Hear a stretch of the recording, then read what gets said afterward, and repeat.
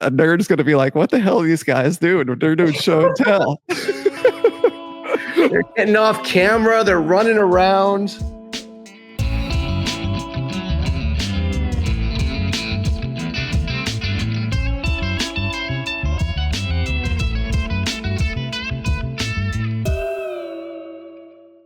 What's going on, y'all? This is Paranoid Grower. I have a special guest with me today. He is a Gromie in the community. I read a quote from Yoda and thought of you that says, and I'm going to say this in my best Yoda voice.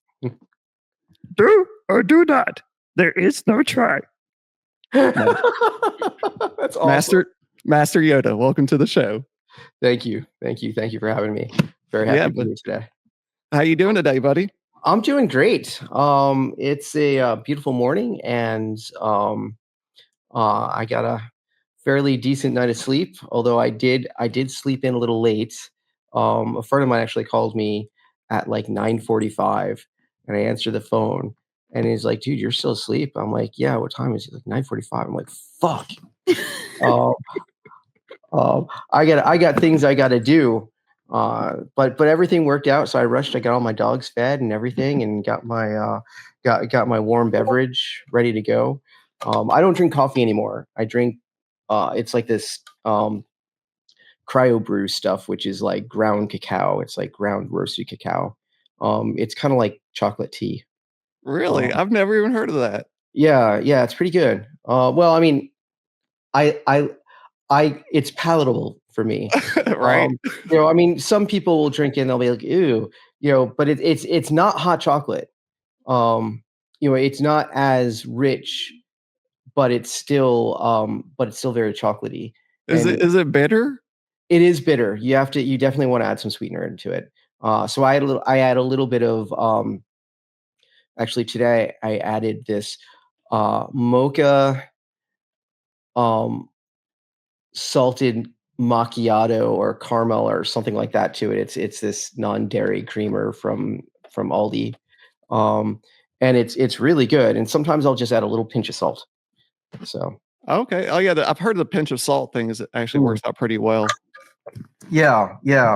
So if I do both of those, it's fine. I try to do both of those because I don't want to use too much of the creamer because it's even if it's got sugar in it. Oh, gotcha. And I don't want to make it super sweet. I just want it to be sweet enough. Right. I get it. I understand. Yeah. So what are we smoking on today, sir? So today I have some Mississippi hippie bred by Lovin' in Her Eyes. This was gifted to me by a friend of mine, and it smokes great. It's a really nice strain. I highly recommend it. If anyone's looking for a good Lovin' in Her Eye strain, that's a winner. Nice. So, and I see you're smoking it out of the venti as well. Yes, love the venti. Right. Yeah, and you have a venti too. I do. Yeah, I just bought it. Actually, it was like about a week before I met you. Yeah, recently. So yeah. And still in love, or is the honeymoon over? Oh no, I love that thing. Yeah, it's great. Like, it is definitely different than smoking a joint because the joints have been my favorite since forever. But honestly, the venti kind of helps break back the smell.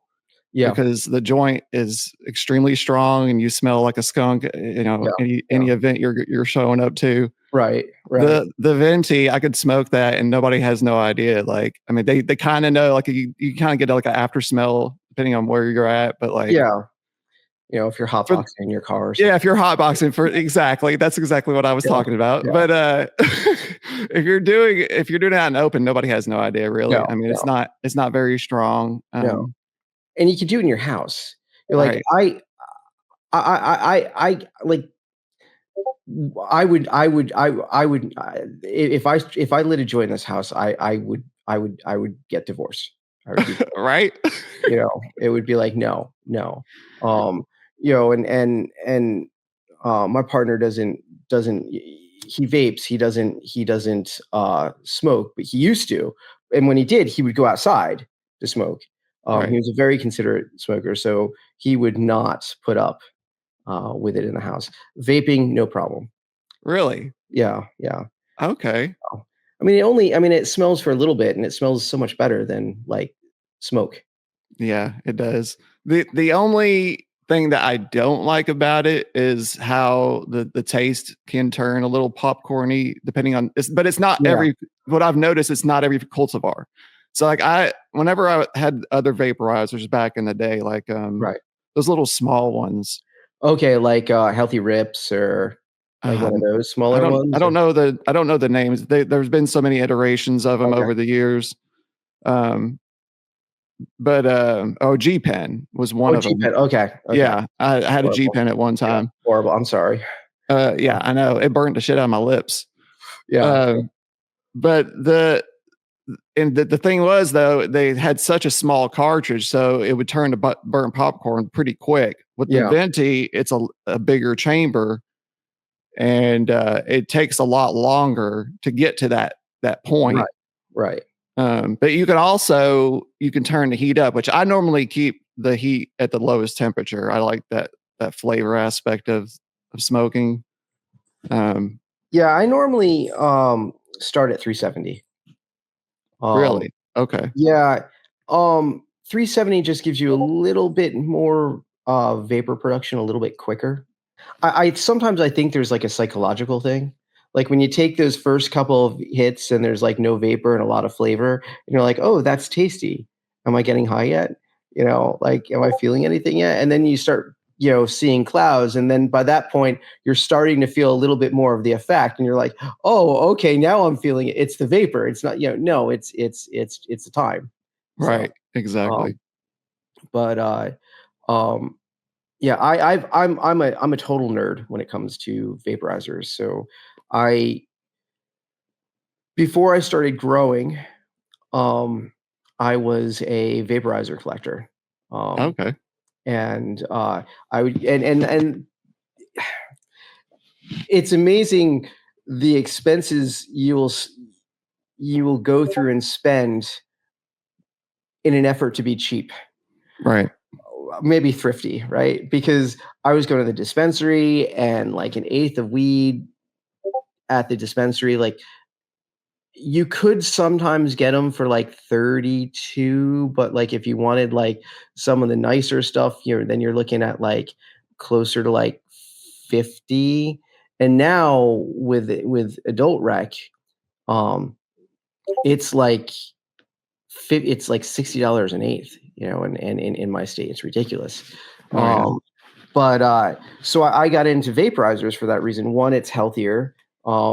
It's less trauma on your lungs. You're not getting in all the extra things that happen in combustion. Um, but the other side of it is you just get this flavor, and you can get effects off such a teeny tiny amount.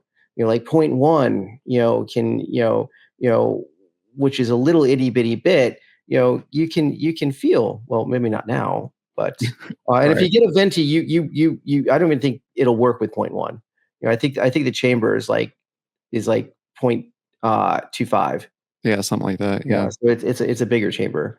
Um, but yeah, I went through a bunch of them, and really at this point, it's the venti, the Dynavaps, um, and I have another one that's similar to a Dynavap, which is called an Anvil, which has a interior copper core, so it kind of holds the heat a little bit longer, um, and it has a little bit better heat retention. Wicked expensive, so like, I mean, a Dynavap, it will get the job done, um, and if but very nice.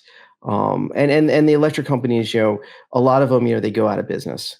So you get one and you're like, oh yeah, this is great. And then like a year or two later, it's like it goes out of business. And if something dies, you've got a paperweight. So Oh, 100%. Well, I was actually going to get you to help me on this, what I'm smoking on today. all right. And it's actually my first time smoking it. So, but I'd smoked up the rest of the stuff that you'd given me. This baggie that I got from you from the Paranoid Freedom Tour says Yeah. I'm not sure what it says, A something X. And I believe you said it was, Alebrije, like a Oh fort. yeah, it was. I thought it was. Did I give you the sour gingerbread? So No. Or it was the I think you said it was the first Alebrije drop that he'd had. It was the A7, or it's not A7X or A something X. I can't tell. uh That's what I have from you. yeah, what the fuck? I wrote it in silver and I can't see it with the light. I don't know if I can get the light just right. Oxalora. That was that was the oxal. Was that the oxalora? The juicy oxalora? I don't remember what it was. I'm sorry. It was either it was a juicy oxalora, or it was a sour gingerbread. I would think.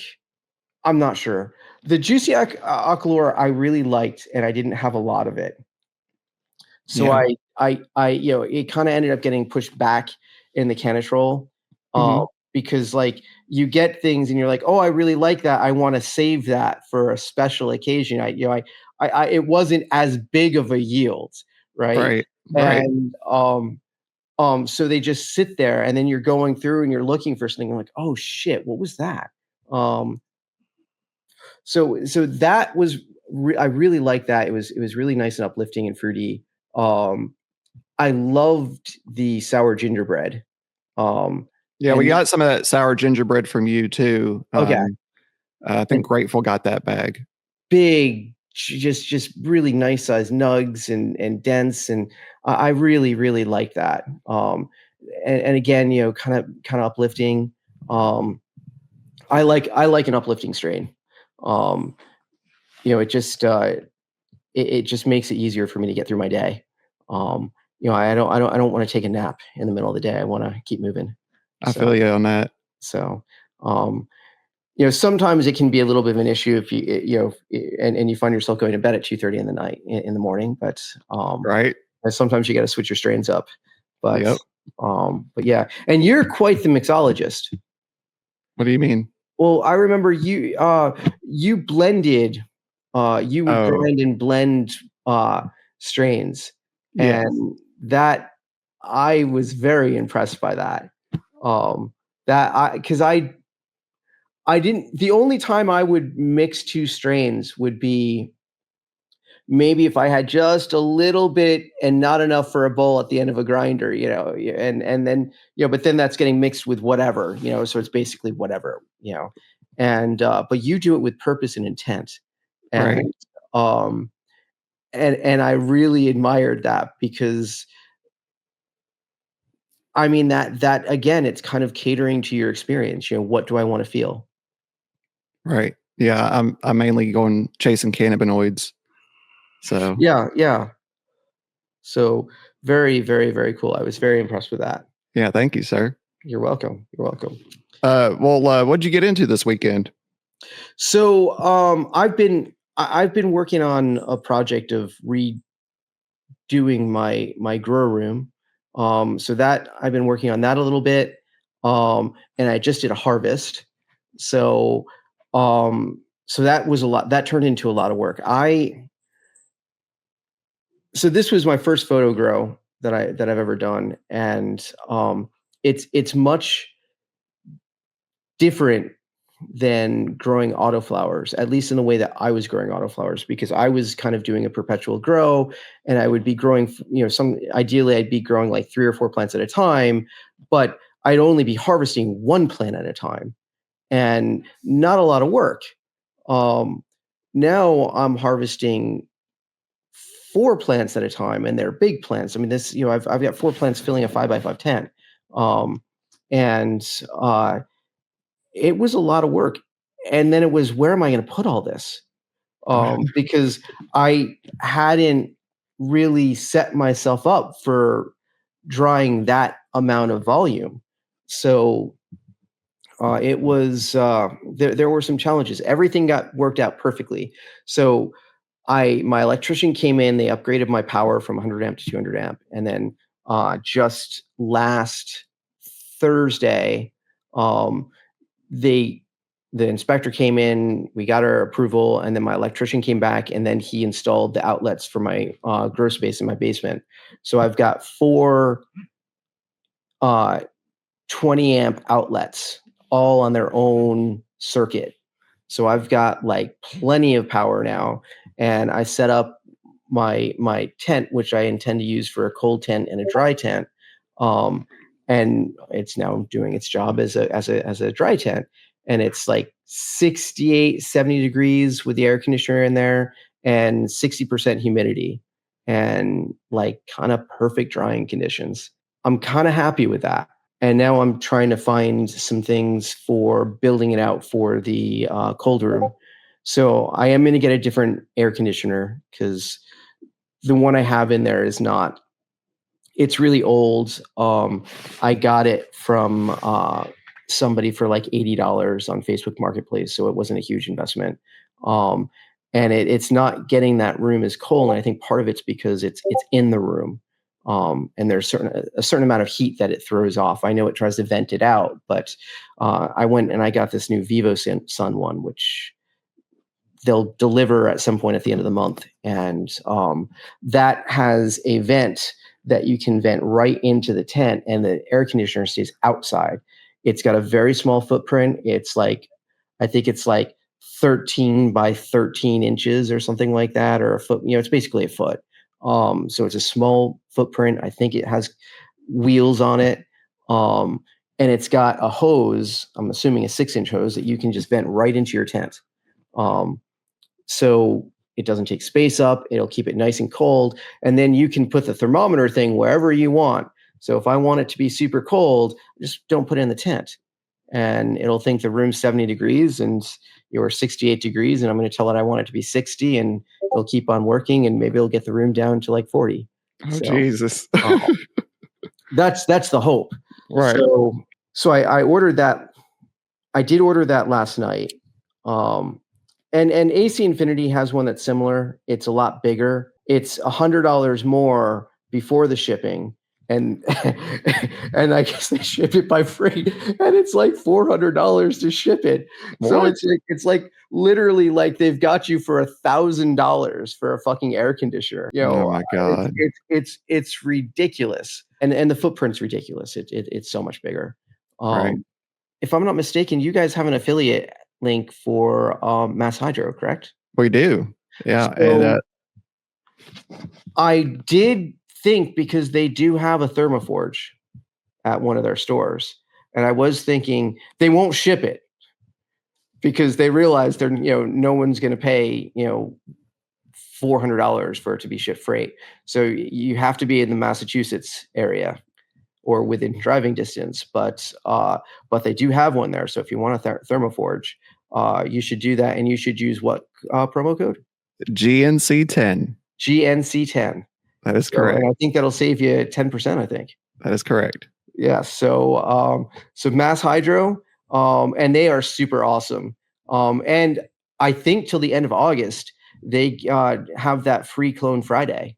Ooh. So now, yes, it's a free clone, but if you only get the free clone, you have to make a $40 purchase, and the free clone doesn't come with free shipping, and the shipping's $40. So it's not really a free clone, but that's okay. I mean, it's still like you're getting a clone. I mean, I'd be happy with a $40 clone. Yeah, no, I got it. So I supposedly got a cut of Kyle Cushman's Strawberry Cough. Oh, did you really? Yeah. So it's in soil right now, and I'm gonna probably take a bunch of cuttings, and I'm probably gonna do that as my next grow, because sadly, all of my clones that I was trying to keep alive in my cloner that I kind of forgot and didn't treat very well, and they might have run out of water for a period of time. Yeah, it happens in a cloner. Yeah. And they all died. So everything died except for one plant, and the one plant that survived, I don't think I would, unless it is a great hash plant. I'm not going to grow it again. It was just really leafy, and I just didn't like the bud structure. Gotcha. I mean, it would be, but it would be great for making hash. So, so I have ambitions of it being good for hash. I don't think the trichomes were there. So I'll find out. But we'll see what happens with that. But the other three were really, really nice. Really nice. And I lost those, and I'm really bummed because I had this amazing Tropicana cherries, which was great. And I've smoked some of that. Not same clone, but Right. different grower. And it was amazing. So I'm hoping that I can get another cut of that again. But the strawberry cough should be fire. So Hell yeah. if it really is what it is, Yeah. it should be fire. So I'm really excited for that. Hell yeah, dog. Yeah, I've been wanting to grow that strawberry cough for a long time myself. So I'm looking forward to seeing you grow it. Okay. Well, yeah, I was gonna go ahead and tell you about my weekend. yeah. But like, so yeah, I ended up buying a Kentucky mandolin. Nice. Yeah, I'm trying to learn how to play. My aunt and uncle had a Kentucky mandolin they'd had since I was a kid, and I'm always envious of that thing. Now, And is there a difference between a Kentucky mandolin and a mandolin? I mean, what's the is it same what size or? it was the brand. So there was different styles of mandolin. There's an A style and an F style. Okay. It's just the different style of the body, and because of the body style is different, the sound is different. Okay.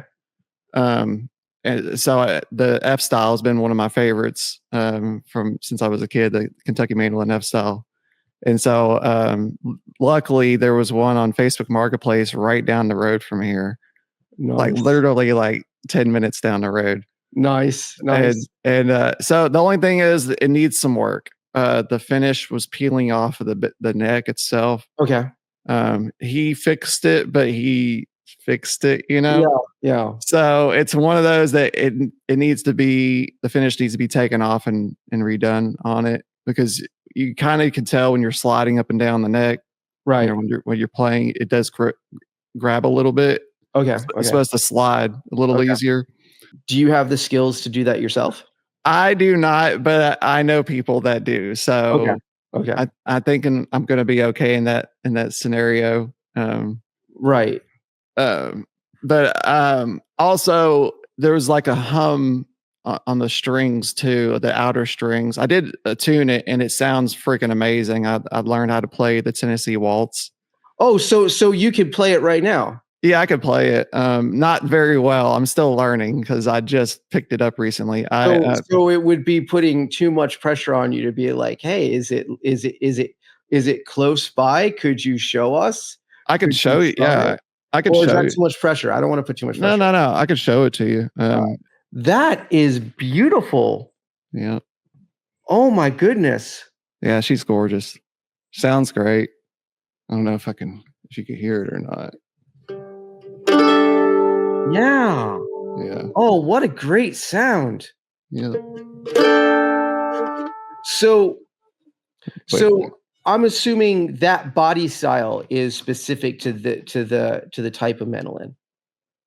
Yes, this is a F style. I actually have an A style here that I borrowed from Grateful. And Wait, hold on. Give me 1 second. Give me 1 second. I'll be right back.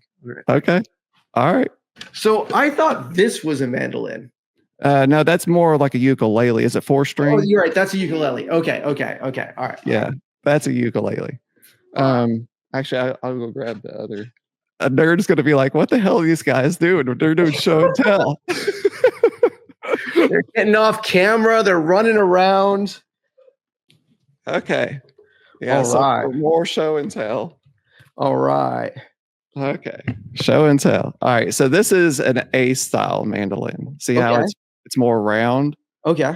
So it has a different sound. Like it still sounds like a mandolin. Yeah. It's just a different sound. When I went to Grateful's recently, I mentioned that I wanted to pick up the mandolin and start learning how to play, and he was like, "Well," he said, hang on a second. He goes run upstairs and he comes back down with his mandolin. And I'm like, that's cool. What in the world? And he's like, just you borrow it. He said, we'll bring it back in a few months. And I'm like, because we're gonna be meeting up anyways. I'm like, well, hell yeah, I'll do that. So what he did was he put out an insurance policy to ensure you come back. Oh, for sure. That means he really likes you. Right? That's exactly what it was. Yeah. So, yeah. So are you making another road trip? Yeah, well, I'm going to Muddy Roots Music Festival in a few weeks. Okay.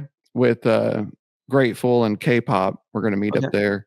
And then we're going to add the Alabrier pop-up later on. So you're doing like the road trip to Chicago. Oh, yes. Yeah, I'm going to do a road trip to Chicago for sure. Fuck yeah. All right. Yeah. That is are you going to Alabrier? No, I'm not. I'm going to be in Virginia that week. Gotcha. So, and I mean, as much as I would like to go, even if I could manage to go, like, I think you got to get tickets. I don't know if there's tickets. And yeah, it's already sold out at this point. Yeah. Yep. So at this point, it's there's I don't think there's room for late comers because I think everyone has kind of found their places to stay or their couches to lie on and right. whatnot. And at that point, it's a little late. I'm a little late to the party.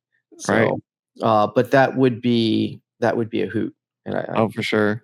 So I'm going to have to try to get to the next pop-up. Oh, for sure. Absolutely. Yeah. I ended up, I bought a camper recently. I've been working on it. Okay.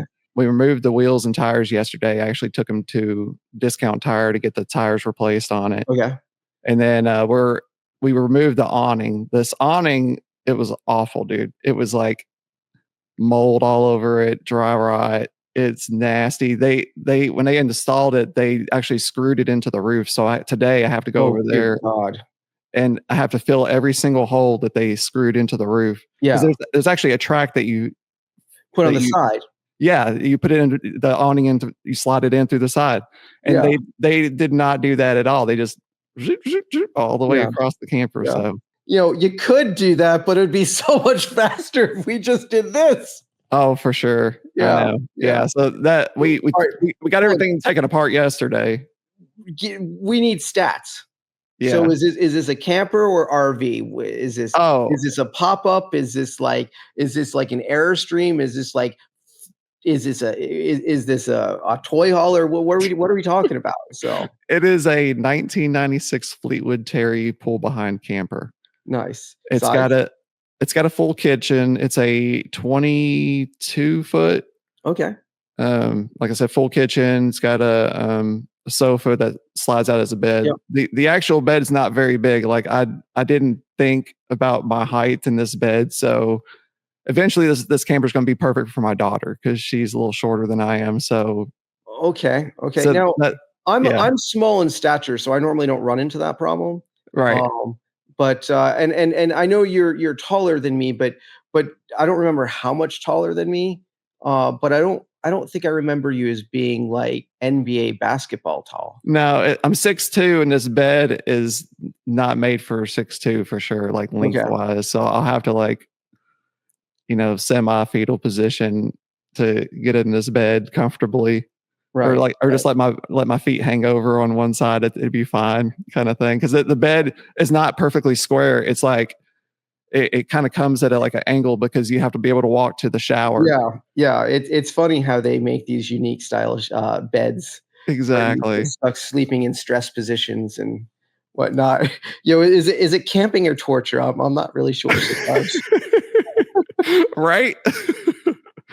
But I bought this camper used. It was like $4,000. So like it needs so much work, bro. Like, all right, it's a so but it's really cool because it's giving us my dad and I some bonding time to work on it, and it's a project for him too because it gets him out of the house and gives him something to do. So it's kind of a win-win for everybody, and then my daughter will get to enjoy it eventually because she's going to come over and help me get it all cleaned up within the next couple of weeks.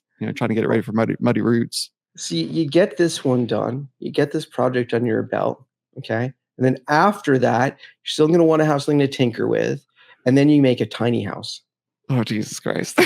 on a deal.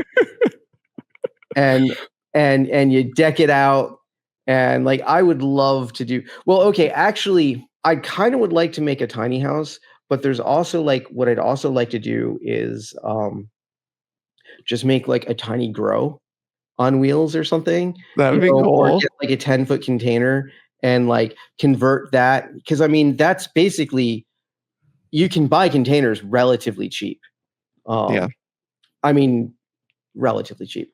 But I mean, that's like a solid structure, and then you could go from there, and you could uh, spray foam it and skin it, and put some electrical in it, and maybe a couple solar panels, and you could have a really nice self-contained, you know, grow for. I mean, I guess at the end of the day, it would be a lot of money, but at the for what you would get, it would maybe not be a lot of a lot of money for the experience of making said, you know, fantasy, um, grow up. Like, really, if I was gonna do it, I'd wanna do, like, a 20-foot container, and then I'd have maybe like a 6 by 10 room up front with like a TV and like a kind of like lounge area, and then the rest of it would be like a grow, and it would have like air conditioners and totally climate controlled, and it would just be like awesome.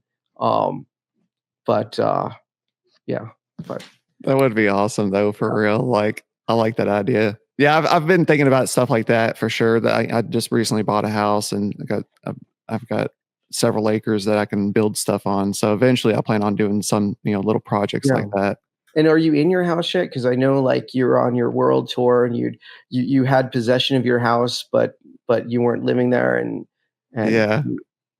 I'm like a kid. I would be like, "No, I need to be at my house. I just bought it. Like, this is my new toy." So, Yeah. Well, it was kind of a weird scenario with my whole house situation because the previous owner still had his stuff in the shop right. up until last weekend.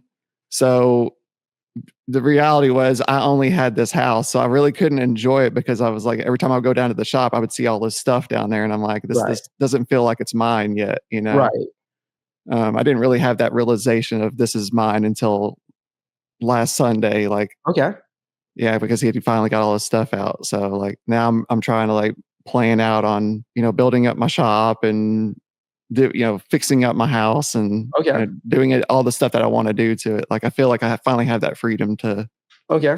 just Now, really let with the go. shop, like, do you intend on using the shop for, like, work stuff? Or, like, I don't know if you're comfortable talking about, that side of your life or whatnot, but, like, I work for myself, so I have certain luxuries that I have.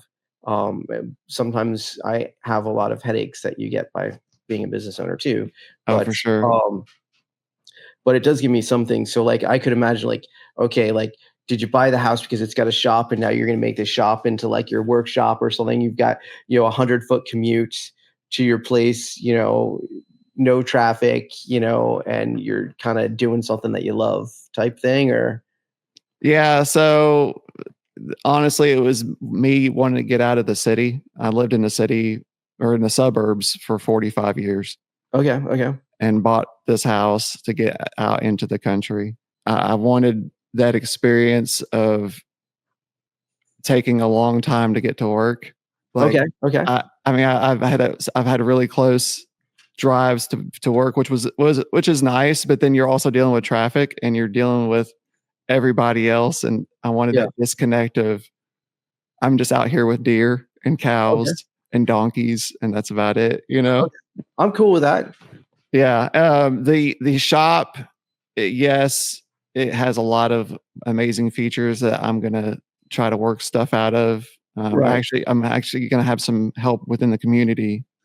There's some people that have volunteered to come and help me. Outcast Genetics, Nice. he had volunteered, and 417 Grows, and Nice. yeah, so it seems like everybody seems like they want to help out with this building up what I'm trying to build. I've got a list of things that I want to do out here, and the list keeps growing every day. It's amazing what all these lazy stoners will do. Right. Right. We're all lazy fucking stoners, but like I will tell you, the friends that I've made in this community, like they are really real friends. And I feel like once you enter adulthood, it becomes really hard and challenging to make friends and meet friends, because it's kind of like, maybe you meet friends through work, or if you go to church or something like that, maybe, or, if you, go to bars, maybe you meet friends at bars. I don't, but like, I don't go to church. I don't go to bars. I certainly don't know that if I went to church that my church friends would be like, oh, so, what you growing? So, so I Right. mean, it really is, it is a very nice community, and there are, such wonderful people that will give you so much. And it really is an amazing community. Oh, for sure. Oh, the other thing I was going to tell you about that I did yesterday was my daughter and I went to the Gray Day tour featuring Joey, Germ, Night-Level, Bones, and Suicide Boys at Bridgestone Arena in Nashville. Sweet. Yeah, it was wild. So the openers weren't that great. There was a few of them that I liked. I like Night-Level and Bones. They were really good. But we mainly were there to see Suicide Boys, and her and I had seen them a few years ago at Bridgestone Arena. It was the same Grade A tour, but it was different openers back then.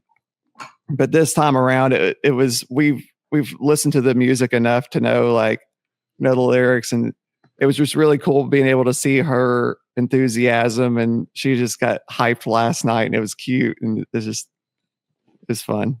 I had a fun experience with my daughter last night. That's cool. That's very cool. Yeah. It's nice that you can do stuff like that with your daughter. Now you're actually really getting to be a part of her life, and you're not, that, oh, dad is so uncool, I wouldn't want to be seen in public with him. Right. Sometimes. Yeah.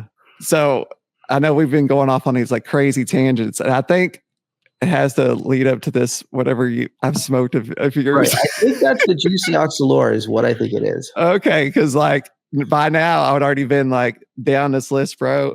So yeah. We're going to go ahead and talk about the reason why we meet up. All right. So, the reason why we meet up normally is, the reason why we meet up on this podcast is, we met up during my Paranoid Freedom Tour, Yes. 2025 at Grateful Gardener's house. Yes. You drove out to Grateful Gardener's house and hung out with us for a few hours. Yeah, it was a lot of fun, and that was my first time going to Grateful's house. We've met up at a bunch of pop-ups and stuff, and he'd actually stopped by my house maybe a month earlier. Well, he stopped by my house because I helped him out with his Nancy Ray gun project. Right. I think there was an unfortunate event with a cat. Yes. Yeah. He told it. Well, y'all knew about it. He told me the experience about it and told me he was where the plants were set up and right. Oh yeah, that was rough. But it was a great time. It was awesome to go to Grateful's house because he is not in the suburbs. Right. He is in the sticks, and I'm in Fairfield County, and it's more of a suburb of New York, and it's like everything, you're kind of in this, everything needs to be done yesterday, and there's traffic, and you go down, and I'm going to Grateful's house, and I get to a point where there's a decision I have to make where my car GPS says you should go this way, and Waze says you should go this way. And normally you should always listen to Waze. Right. But I chose not to. I'm like, my car's driving for me. I have a Tesla in it, and I'm like, so I'm just going to go the way it wants to go because it's the driver. And it takes me down this road, which is like this dirt road. And I'm thinking, I should have listened to Waze. I should have listened to Right. Waze. Right. But we got through it. It was definitely an experience. But boy, it was very pretty country. And when I went back, there were no dirt roads. But it was very cool. And he's got such a great piece of land. He sure It's an does. awesome garden. And he certainly knows how to take care of people. What a great host. They amazing burgers and you were awesome. He was awesome. His wife was awesome. It was such an awesome time. Oh yeah, for sure. Yeah, I definitely enjoyed walking around his garden. They were doing the tobacco, the focus Yeah. tobacco grow along. And that, those fucking leaves were huge. I was just tripping on how big these Yeah. tobacco leaves were getting. Yeah. You don't really think of what tobacco looks like before it's, cut up and rolled into a cigarette. Right? And yeah, it's massive. Yeah. I was thinking about the same thing, like with cigars and stuff like that. Like Yeah. it was just tripping me out. In Connecticut, we are a tobacco state. We would grow the wraps for cigars, so that was specifically what they would use our tobacco for. Oh, for real? Yeah, yeah. Oh, So that's interesting. Yeah. Yeah. not just Virginia. So Right. Yeah. And then, of course, we got the chat, which was nice, being able just to talk. I think you were there for at least 3 hours, right? yeah, I think I was there. Yeah, probably about 3 or 4 hours. Yeah, Right. sounds about right. Yeah. I was trying to have a balance and not wear out my welcome, but no, but it was great, man. Like it was awesome being able just to hang out with you, and we got to walk around Grateful's basement too. You got to see his yeah, little. yeah. We did get a tour of the grow room, which was very cool. Yeah. Very, very cool and eye-opening because that's kind of, I was using that for some kind of inspiration. But he actually has a really enclosed room and I am open. I just don't have the budget to install walls. So, Right. um, I think I'm just gonna do grow tents. Um, Gotcha. yeah, but very, very nice setup. For sure. Yeah. And then after that, you went to see BGG. Oh yeah, yeah, I did. Yeah, I drove up to BGG's house the next day. Got there at like I think it was like 2 in the afternoon, and stayed for a few hours. Got to celebrate 420 with him. Nice. That was cool. Yeah, his house is really neat. Like he's in the process of fixing it up. It's an old like, gosh, I don't even know. It's not Victorian. I guess it's Victorian style or something. I'm not sure. Okay. But it's an old home, and the property that it sits on is pretty wild too. Like the back property is really cool because there's like a huge drop off, and it's scary, but it's beautiful at the same time. And Right. yeah, my apologies. Yeah, Now you got me thinking it's like on a cliff. it is, bro. Like it is, honestly. Like it is a good, pretty good sized cliff right off the backside of his property. So, like, if you were to walk off said cliff, it would probably be a bad day for you. It would be a horrible day for you, sir. Okay. An extremely horrible day. Like they're gonna get a helicopter out there to come get your Oh ass. shit. Okay. Yeah. Okay. Okay. All right. All right. Yeah, it's a drop off, bro. Hey, I mean, it's like living on a moat. All right. You know?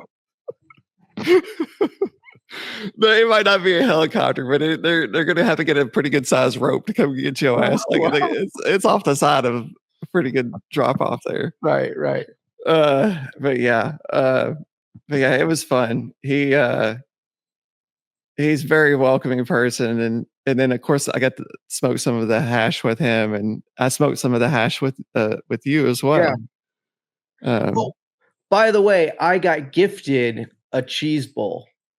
Did you really? I did, yeah. So I went to the Freedom Fest a couple weeks ago, and I went with my friend Madman Plant, and we were talking to this guy who had a tent there, and the name of his tent, the name of his company is escaping me, and I need to find that. But he had gifted me a cheese bowl, and it is great, and two uh, glass nails, or whatever the type of glass it is, so you can heat it up and dab it in. So yeah, that was cool. So I'm very excited about that, because I do have some hash in my Canatrol that's been given to me, but I just didn't really have a real way to consume it, and now I do. And as I've learned, the longer hash ages, the better it gets. Oh, for sure. Um, so I'm hoping to have something really special. Oh, that's So, great, dude. I'm so glad you got a cheese bowl, man. yeah, I do. Congratulations. So Yeah. so thank you for opening my eyes. So, Right? and thank you to Badger, because it was Badger's hash. Um, it takes a village, right? So Oh, for sure. It does. It really does. Yeah. I'm so glad you said that. Yeah, Badger does make some excellent quality hash. Like, it's extremely high quality. yeah, yeah, yeah. So Yeah. I certainly hope that I will make it to a hash bash. Oh, for sure. Yeah, you're definitely gonna have to. Um, but yeah, so I know you briefly had talked about what you had growing on in your garden earlier. Um, what are some of the cultivars you have going on? So okay, so I had grown four different strains. Uh I had two cuts of um Tropicana cherries by Lit Farms. Those were breeder cuts, which were given to me. And those buds came out amazing. And like I mean, it was like almost black purple. And I don't I don't quite have the skills of taking those beauty shots that some people get, but I wish I could, because I mean the most I mean, like purple, black leaves, just beautiful, and dense nugs. So those were great. I also had a cut of Tropical Trooper by GI Genetics, out in Virginia, and those again, nice purple leaves, dense nugs. So I'm super excited about that. And then the other strain that I was growing was Black Cheesecake by 804 Grow Tent, out of Virginia. And I'm there. That's been a little bit of a roller coaster of a ride, because when she was like in veg, like she was a real rock star, and when she really got into flower, like she got the tallest, like she got above my light, and I kind of like that almost became a problem. um and But she was very airy and very leafy, so I'm hoping she's going to be a good hasher. um Otherwise, that just I just didn't get the greatest cut. um um or it just didn't express well in my environment. But the other ones were really nice. But anyways, so that's what I've got. Um, that's what I harvested.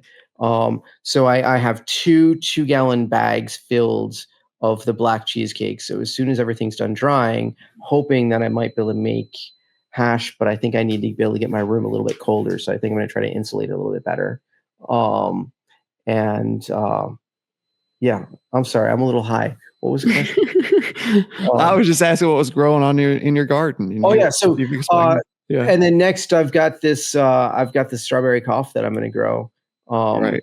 Right. So that's what I've got next, and that will be in the new grow setup down in the basement.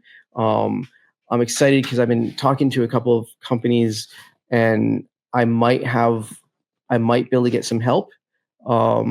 So it's nothing's been finalized yet, but I have been talking to somebody, and we might have something which might be awesome. I have secured a couple of grow lights. So my friend Madman Plant is giving me 2 HLG lights, which were given to him by HLG, by a sponsor, and they just gave him new lights. And he was like, "Hey, can I give a couple of these to my friend? He's just setting up a new grow." And they're like, "Sure." So I'm really stoked about that. Um, and they're really good lights. They're really, really good lights. They're just last generation and not the newest of the new. Um, but I'm really stoked about that. Um, and the new garden setup is going to be awesome. So if everything gets set up the way it's planned, I will have um, 2 5x5 tents for photos, and I'll have a 4x4 tent, which will be for autoflowers. And I'm just going to kind of have 3 things kind of going all the time. So I'm really excited for that. Heck So, yeah. yeah. Well, I have some growing questions for you if you Sure. willing. How long have you been growing cannabis? I think 5 or 6 years. I think I started about 5 or 6 years. Yeah. Nice. Who or what got you into growing cannabis? So my husband kept on telling me I should grow. And he kind of realized what I was spending at the dispensary. Oh And wow. uh and I was like, okay. And I was like, I'm not going to start until it's legal in my state. What was the first cultivar that you grew, and how was your first growing experience? So the first cultivar that I ever grew was Master Yoda. For Um, real? yep. And I got it from Pacific Seed Bank, because they were like one of the very few seed banks that like you didn't have to go through some like cryptic like Bitcoin or like fill your shopping cart and then we'll send you an invoice and click the link, and it Yeah. was just easy. Yeah.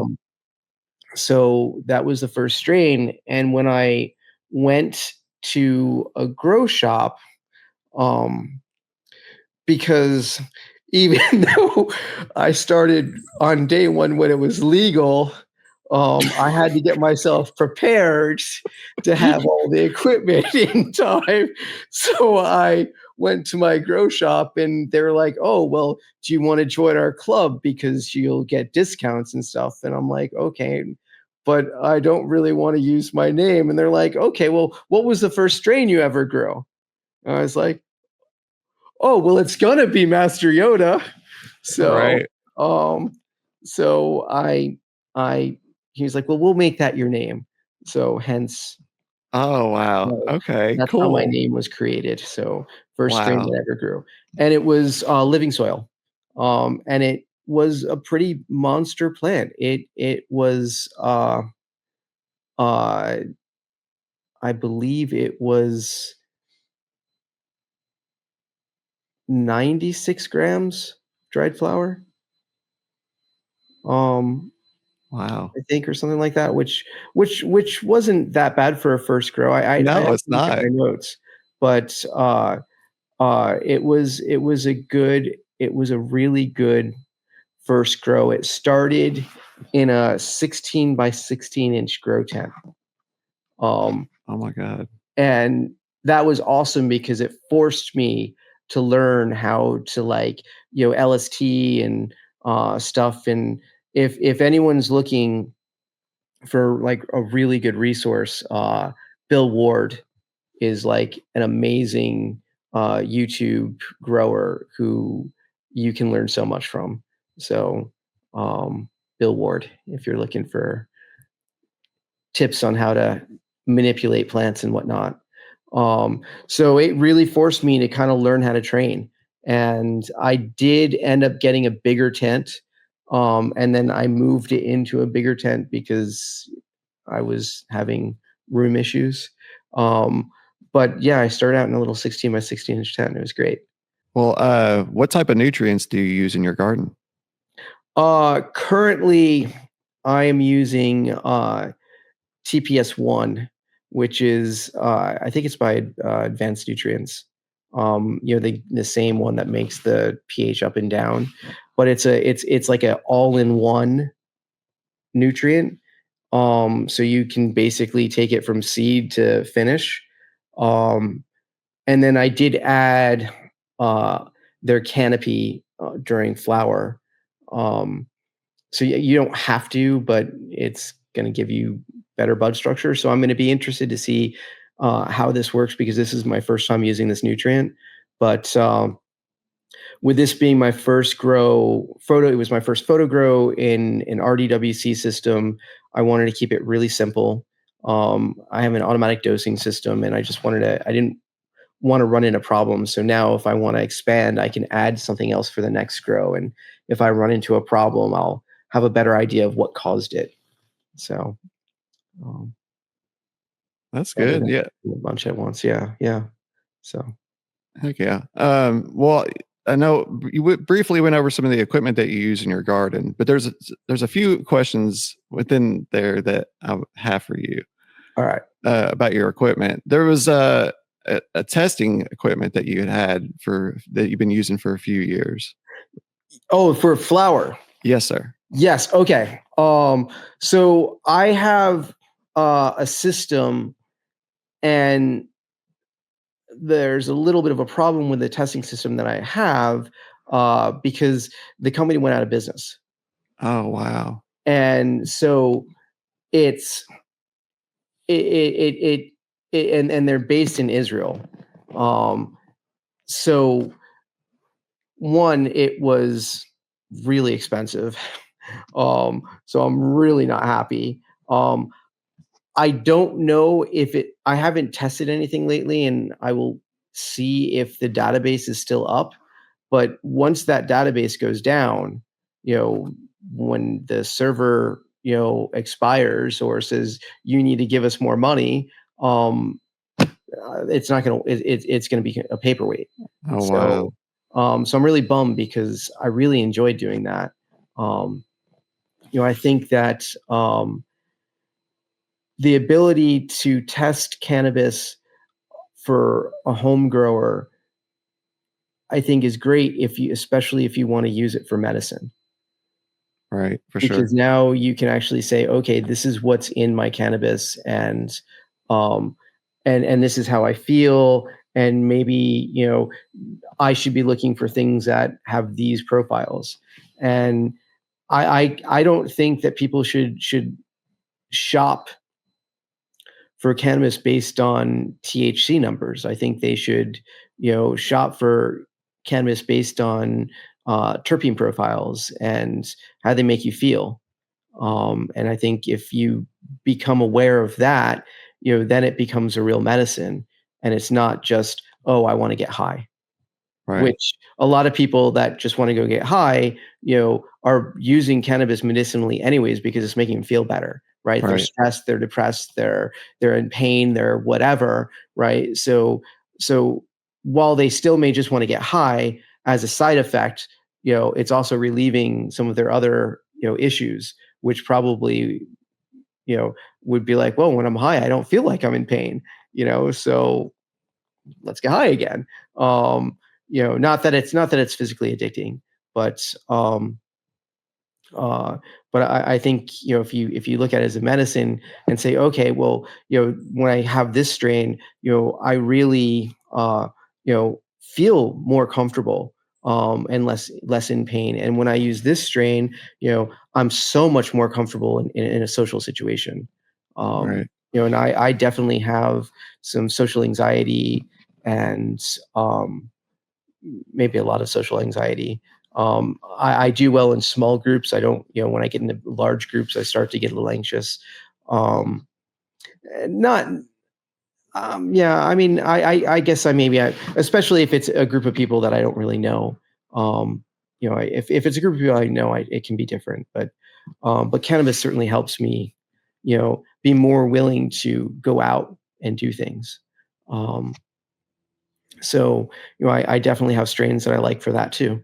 So, um, so yeah, so I would like to get back into testing. There's a machine that I'd like to get, um, but it's $12,000, Holy and shit! Are you yeah, serious? yeah, and What is it's a, what's the brand?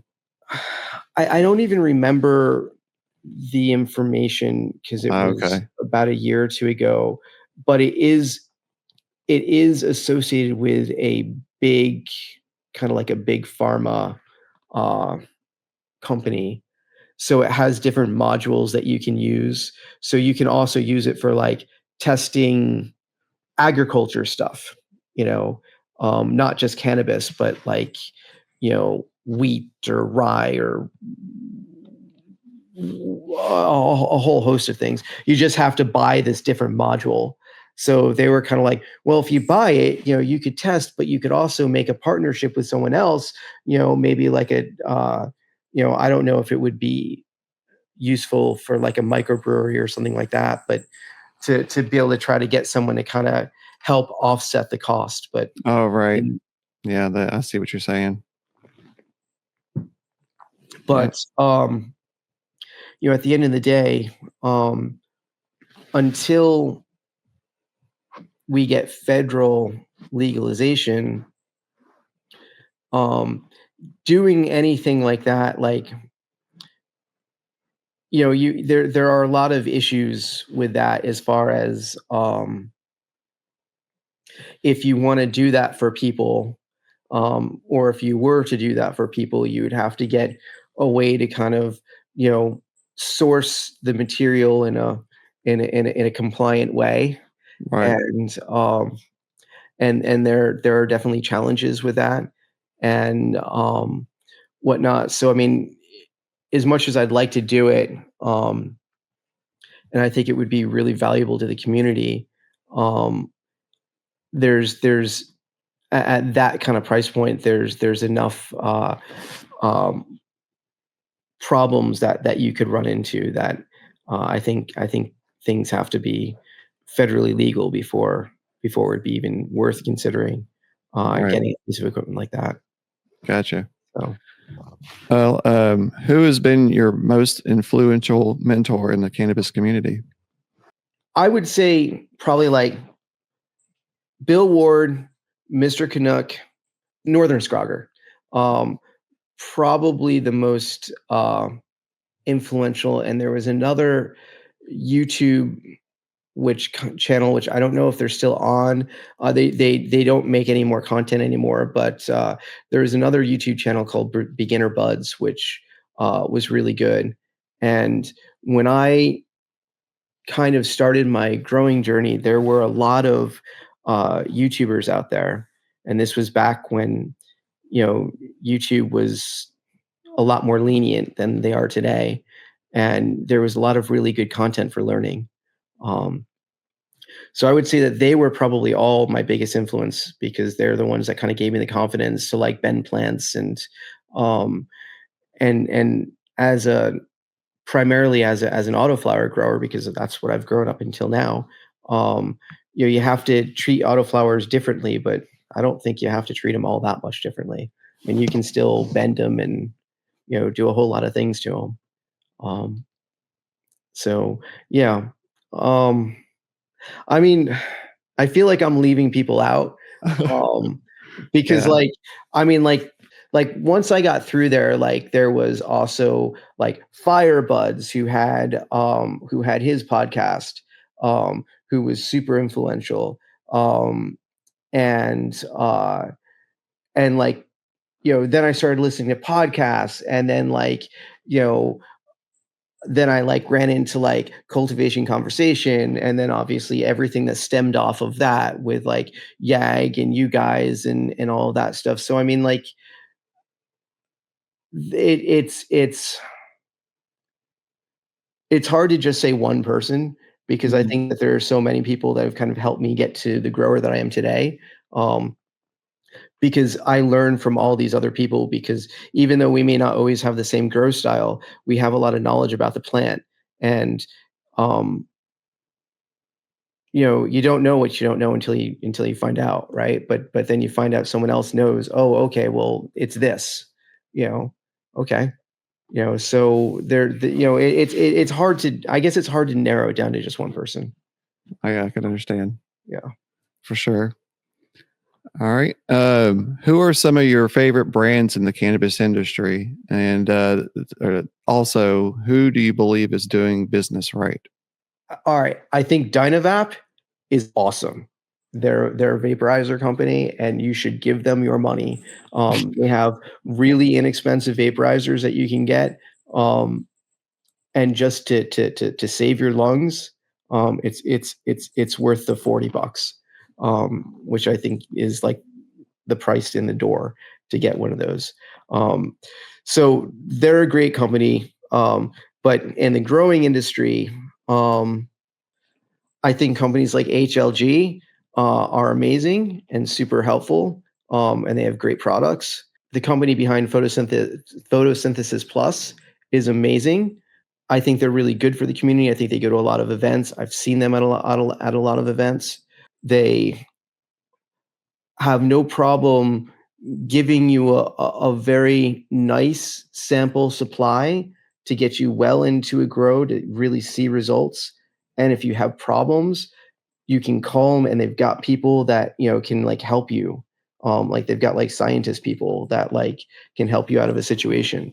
So um, if that the company behind Photosynthesis Plus is a really really good company.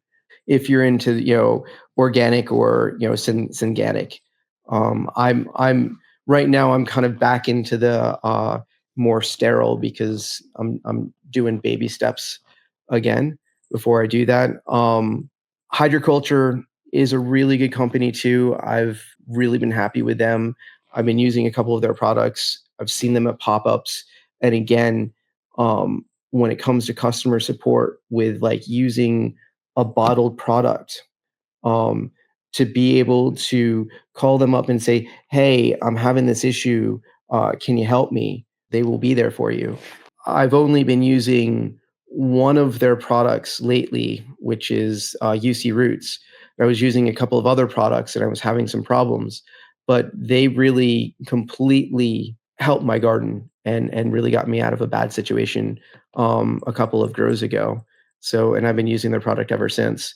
Any company that you can use that has real product support, and those are products that I've used. I mean, there are other products like the guy that's behind like Hydro Bucket.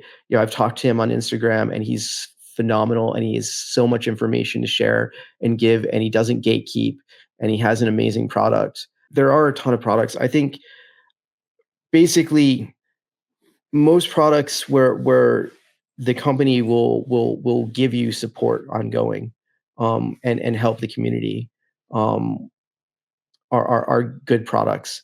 I mean, I will say I do love this company Caniscoop, because these things are awesome, especially if you have a venti, because you scoop it up, and the backside fits right in the chamber of the venti, and it makes it really easy to load them. So Oh, these things wow. are phenomenal, and the guy that owns this company is awesome. Um, uh, Shout out to Legendary Leafies, who has these playing cards, which are all cannabis based, and they kind of are made to kind of to educate. But he also is in the works of doing a anime um, cartoon, and all the strains are going to be characters, um, which is very cool. And they're a really really good company. So if you're into playing cards, uh, um, I would highly recommend to check them out. So Legendary Leafies. So Heck yeah. yeah. All So right. My next question is what has been your favorite thing you've learned about growing cannabis? growing cannabis keeps me grounded. It helps a lot with keeping me sane. It's a constant, and it gives me something to care for. Again, it's something that I can, start and finish and see all the way to the end, which is very satisfying. There was uh, about a year or two ago, I went through some family issues with my mom passing and being sick and whatnot, and I kind of stopped gardening because of that.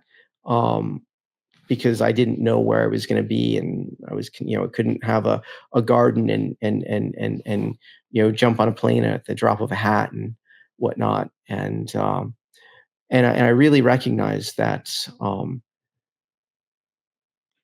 it really grounds me. I've gotten back into gardening again, and it just kind of helps. It can be such a healing thing to do, and I kind of did this garden with the intention of kind of, having, doing it for my mom, and kind of, getting back into it and doing something to start to finish and you know, putting the, just love and care into that and kind of healing myself through that grow. Um, and I'm hoping that, I'm hoping that the flowers are going to show that. So, but we'll see. Um, I'm only 12 days away. So Heck yeah. Well, this is the last question before the hot seat. What advice would you give to an aspiring cannabis grower who is looking to start their own garden? use a garden journal and don't make too many changes at once. See what each input does before you respond. Because if you throw a lot of things at once, you're not going to know what the problem was. A grow journal will go a long way. Heck yeah. That's excellent advice. Yeah. Yeah, it actually helped me out. My first grow was I did a journal when I first started. That actually helped me out to figure out a routine. Yeah, and I made, like, a whole spreadsheet out of it, like, I kinda Oh, nerded did you out. really? Yeah, and I was like and I might have actually and I think I actually ended up buying one because I started one and it became too unruly, and I bought one, and then I modified it again. So I would go and basically I would take pictures, and I would put them in it, and it was a spreadsheet, Oh, and wow. this is what I Okay. did, and then I would go and I'd put the start date, the end date, the total yields. It was pretty detailed. I don't do that anymore, and I Right. really should get back to it, because we get lazy, Yeah. Oh, but, for sure. um Well, no, it's not I don't think it's lazy. I think as you get comfortable. I think he's yeah, once you figure out that you understand the routine, that you don't really need to write it down, like, it's yeah, it's more or less muscle memory. yeah, yeah, Once you build that muscle memory in, your patterns, you don't like because I stopped journaling, and I wasn't yeah, doing it as fancy as you, like, in the computer. I was writing everything down. yeah. Well, So I did it on the computer because if I wrote it down, I wouldn't be able to read my handwriting. Like, oh, I've got really sloppy handwriting, and I'm super dyslexic, so I can't spell okay, anything. So, like, it's that's the only way I can do it. okay, If I wanna be able to use it, go back to it. So but yeah, definitely a journal, whether it's handwritten or a spreadsheet or some other means, but it's nice, especially if you can go back and be like, I mean, like I could go back and like to the day, you know, maybe even what part of the day in some cases, when I was brand new, like, you know, I I had a black thumb of death, so everything got notated. So, heck yeah. um, yeah, All right, sir. Well, you ready for the hot seat? I am. All right, here we go. All right. Which band or artist did you see for your first concert and venue? Probably the very first one that I ever saw was Arlo Guthrie at a fair with my dad. Um, he was the guy that sang, whose restaurant? Annie's Restaurant. So he was kinda like a folk singer, kinda. Okay.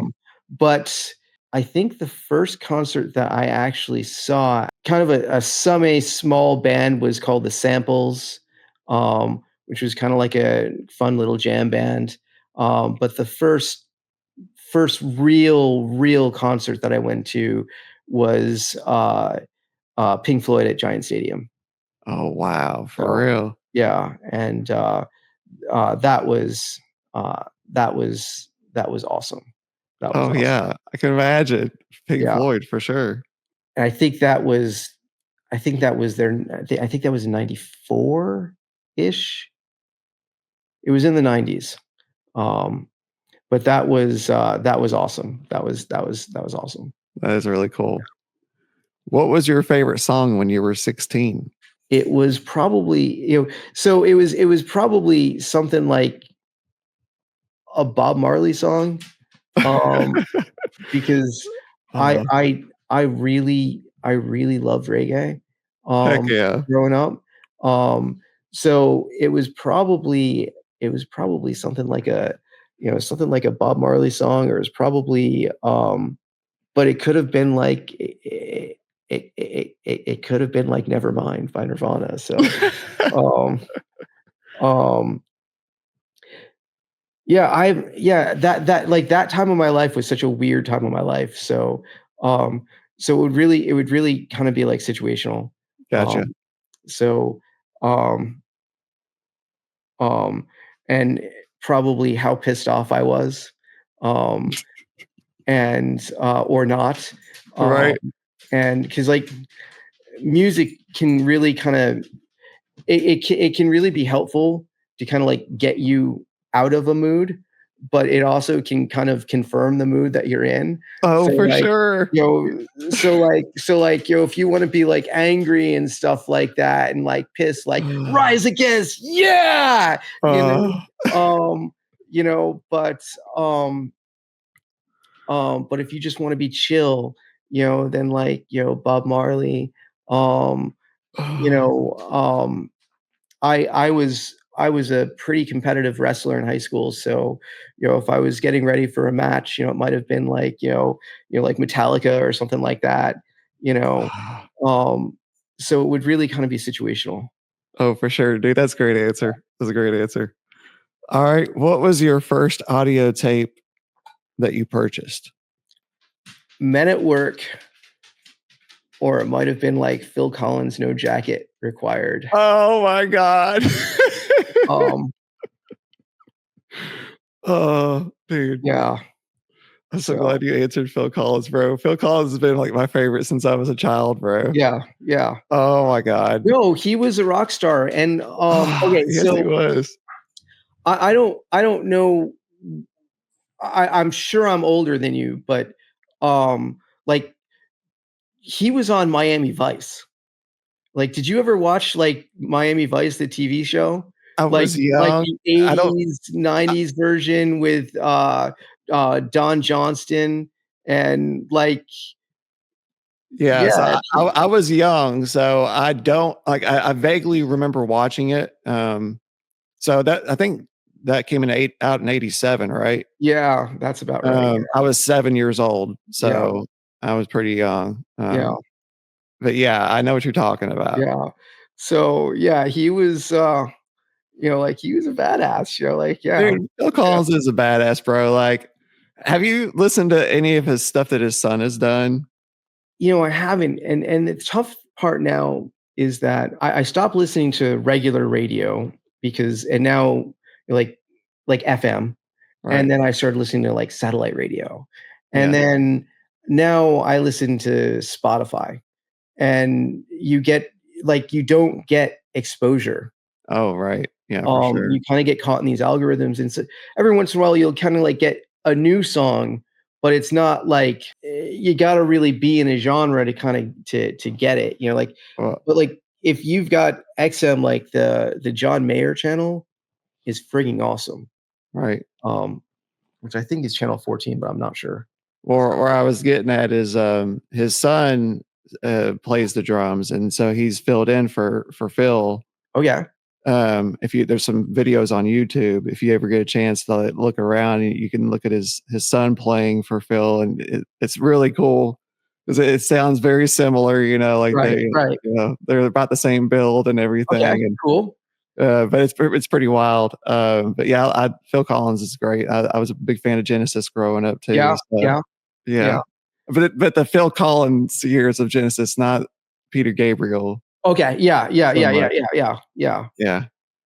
But, I mean, that Salisbury Hills song and the song with the dude with the friggin', radio on his head, Oh yeah.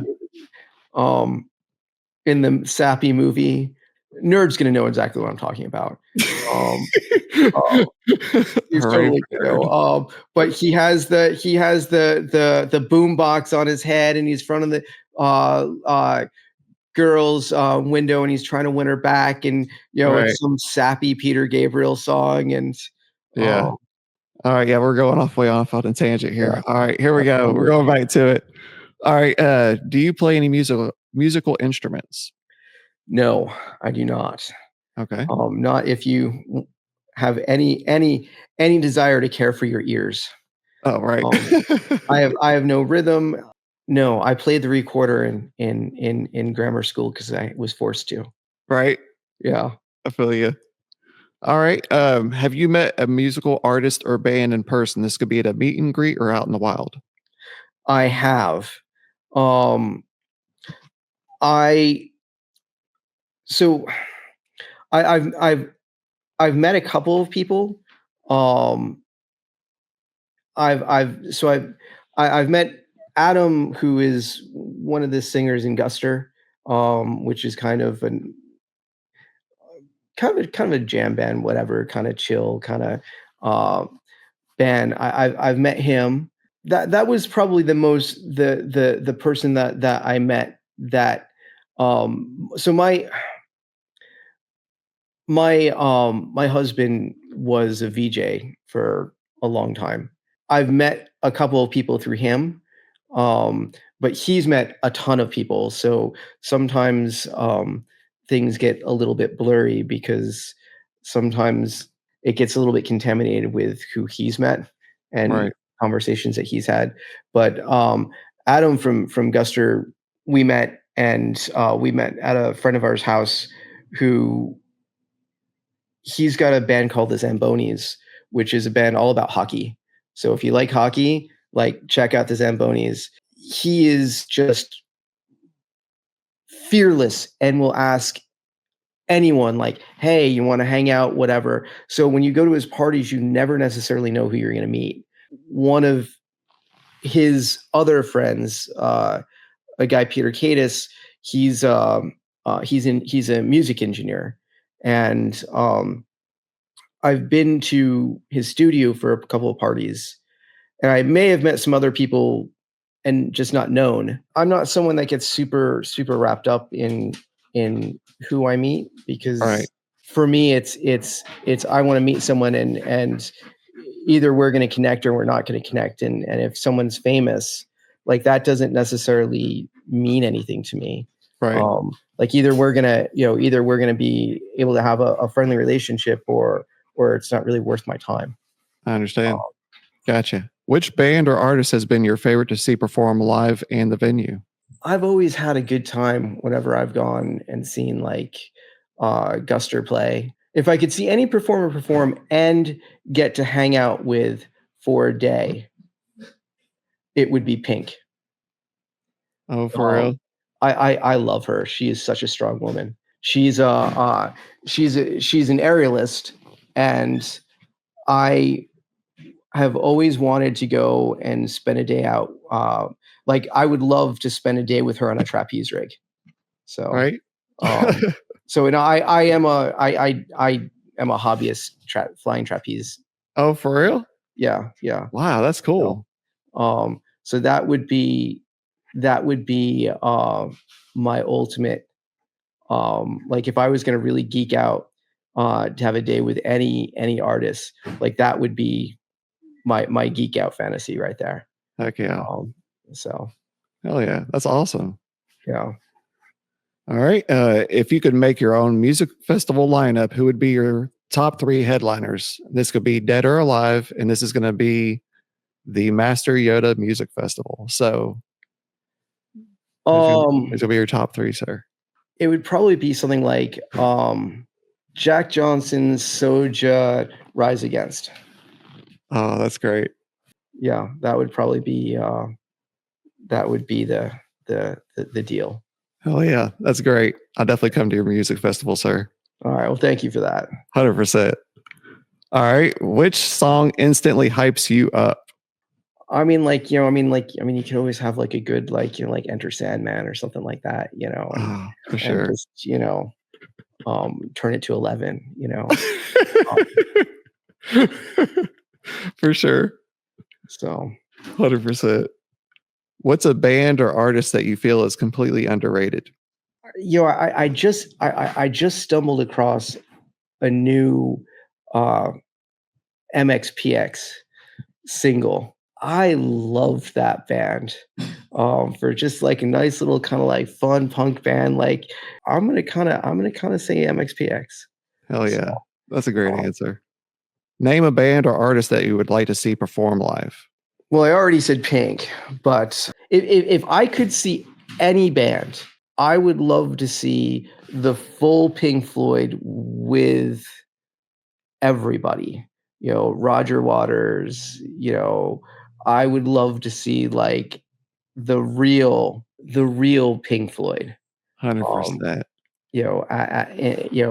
as they were in their heyday. That's what I would really like to see. That would be awesome. Dude, that's a great answer. I love that. Thank you so much. All right. Which cultivar would you pair with an album? I could see myself just chilling out on a beach with a little bit of Mango Smile and like some G Love playing in the background. Oh yeah. So That's an excellent answer. yeah. This is a new question. If you won $10 million, what would be your first purchase? So remember that 20-foot container that I was talking about? Yes. Yeah. Good callback. Good callback. Yeah. Yeah. Yeah. Oh, That's a 20-foot container. That'd be your first purchase. That's great. yeah. If you got bit by a spider, name 3 completely random superpowers you would get. Well, I mean, shooting webs and swinging around would be cool as shit. Not gonna lie, especially because I already like to, I'm already a trapeze person. To maybe be speedy and have eyes in the back of my head, but that might be a problem. So, um, Okay, those are awesome. I'll take that. Which terps and or smells are your favorite? I like myrcene a lot, limonene a lot. That generally is gonna give you a nice kind of like energetic kind of buzz.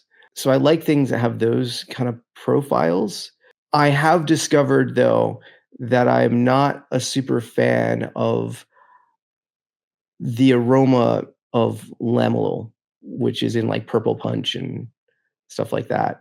I've noticed some strains with that seem to kind of throw me off, but it doesn't necessarily mean that they're not good. It Right. just means I don't appreciate them. But I would say, I don't appreciate the smell as much, the profile. But I love like limonene and I love myrcene. If you could design the best cultivar for yourself, what would be in it and why? So it would probably be more of a narrow leaf variety because I like more of an energetic plant. I would love a plant that would have really tight, dense nugs on the top half. And then I'd love it if the lower half would express in an airy, foxtaily bud structure. So that way you would be able to get sandier trichomes on the bottom and nice greasy ones on the top. Kind of with a fruity flavor. But something like obvious fruit, like mango smile is nice because like the mango, like you can really smell like kind of like rotten mangoes. So like, something that would be like really slap you in the face, like doesn't matter if you're nose blind, you will realize it's this. So that maybe with like a little bit of citrus on top of it, would be something that I would like with minimal leaves.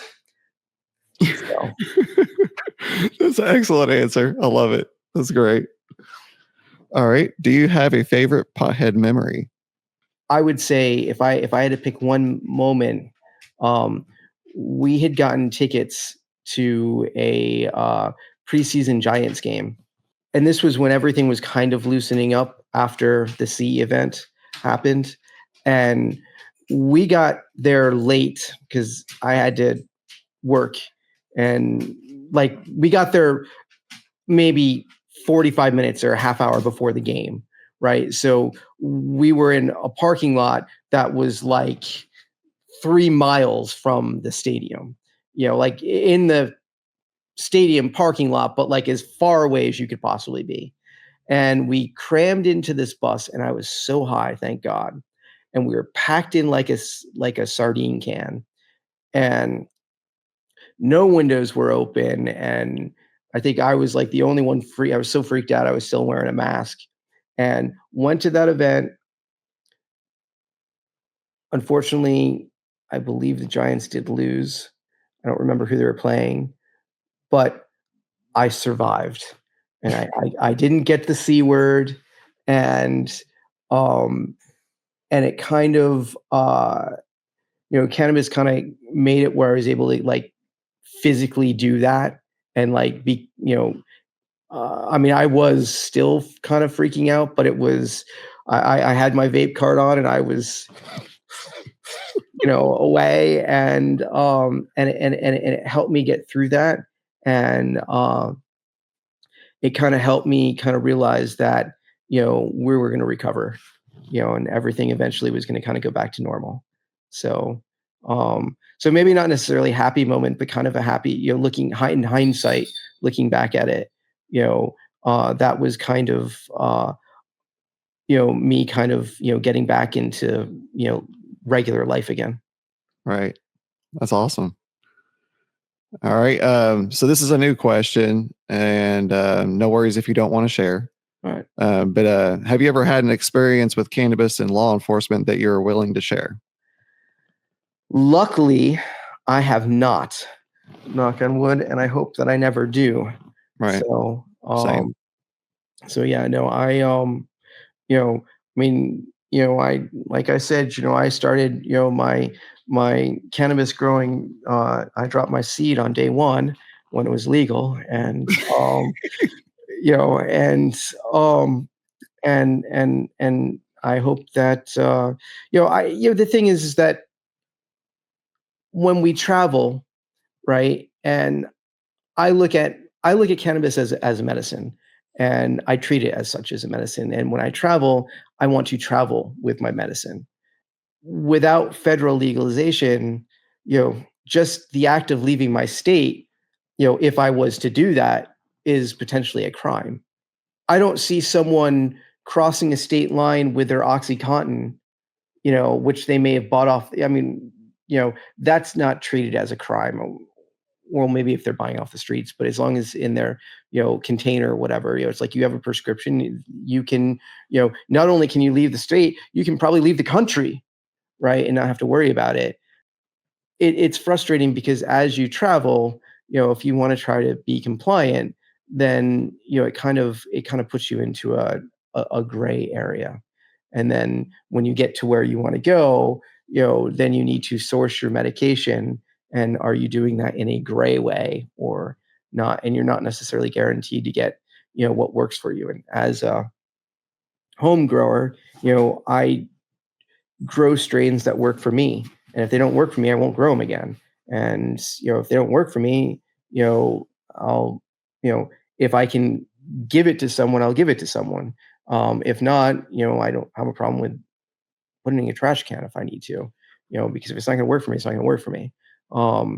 So since I'm able to kind of grow my own medicine, I should be able to travel with my medicine and not have to be able to say, well, you can do that up until the state line, and that's not cool. Right. So hopefully I will never have a problem. For sure. What was your first cannabis event? I think it was like probably like Nikon or something like that.